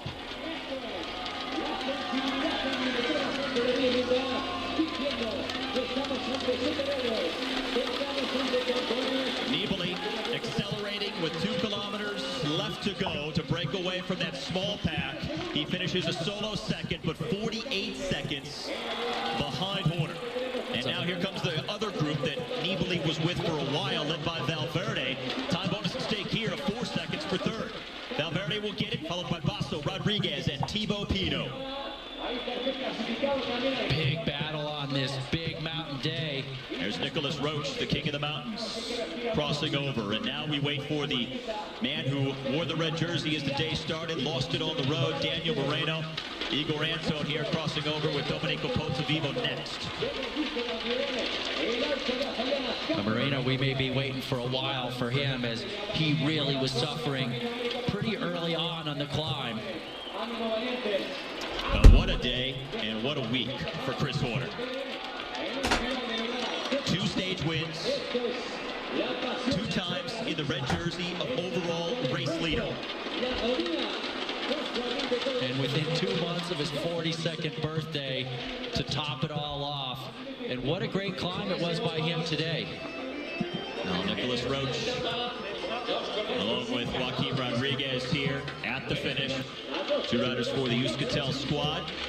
So Moreno spent 1 day in red. And now he gives it up to the American Chris Horner. The 10th day of racing, a fruitful one for Horner. Nibali in second by 52 seconds. Nobody else within a minute. Valverde, Basso, Rodriguez, all outside of the 1-minute mark, with the rest day coming up tomorrow. Chris Horner without a contract for next year, and now he's the leader of the Spanish Grand Tour.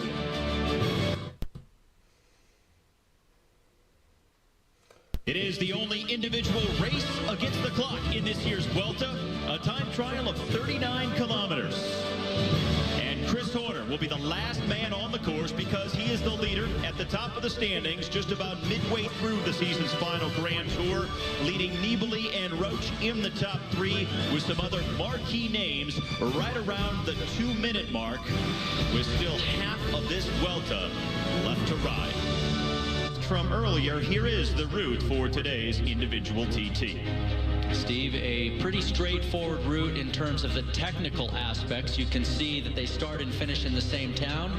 That Category 3 climb halfway out, and wide open roads. It's really just a question of how hard they have to hit that climb. So that climb, about 2,000 feet of vertical from the start to the top of it, and a 24-mile event. So you really got to go very deep on the climb and then try and get a little recovery and hold on from there to the finish. Martin setting all the best marks when he was out there and making it look like he might be the man to beat. But the real question for me was, he's not as good a climber right now as Fabian Cancellara, and would the climbing of this course prove to be that which unseated him? Now, it was one of those climbs where you wonder, okay, could he still get over it and have the best time? Because he can't get over some of the hills. Obviously, he'd prefer an all-out flat time trial, but this is how he came up to the line. And when I talked with him a few days ago, I asked him about this time trial, and he said he didn't know. He thought it might be too hard for him and the time trial specialist. Well, it ended up being just a little bit too tough for him for the climbing. And then Fabian Cancellara, didn't see much of him because he was so early, but boy, what a ride this was. Cancellara besting Tony Martin's times. He didn't best him at the first time check. Originally, he started out just that teeny bit slower, but then he got the engine rolling. And that's the thing about Cancellara. In the TT, with the climbing in this one, I knew he was going to be very well suited, and then continued to power along very well on the first 18 kilometers of the course that were almost completely uphill, a few times getting out of his aero bars to opt to get in the wider position, but setting good times throughout the course.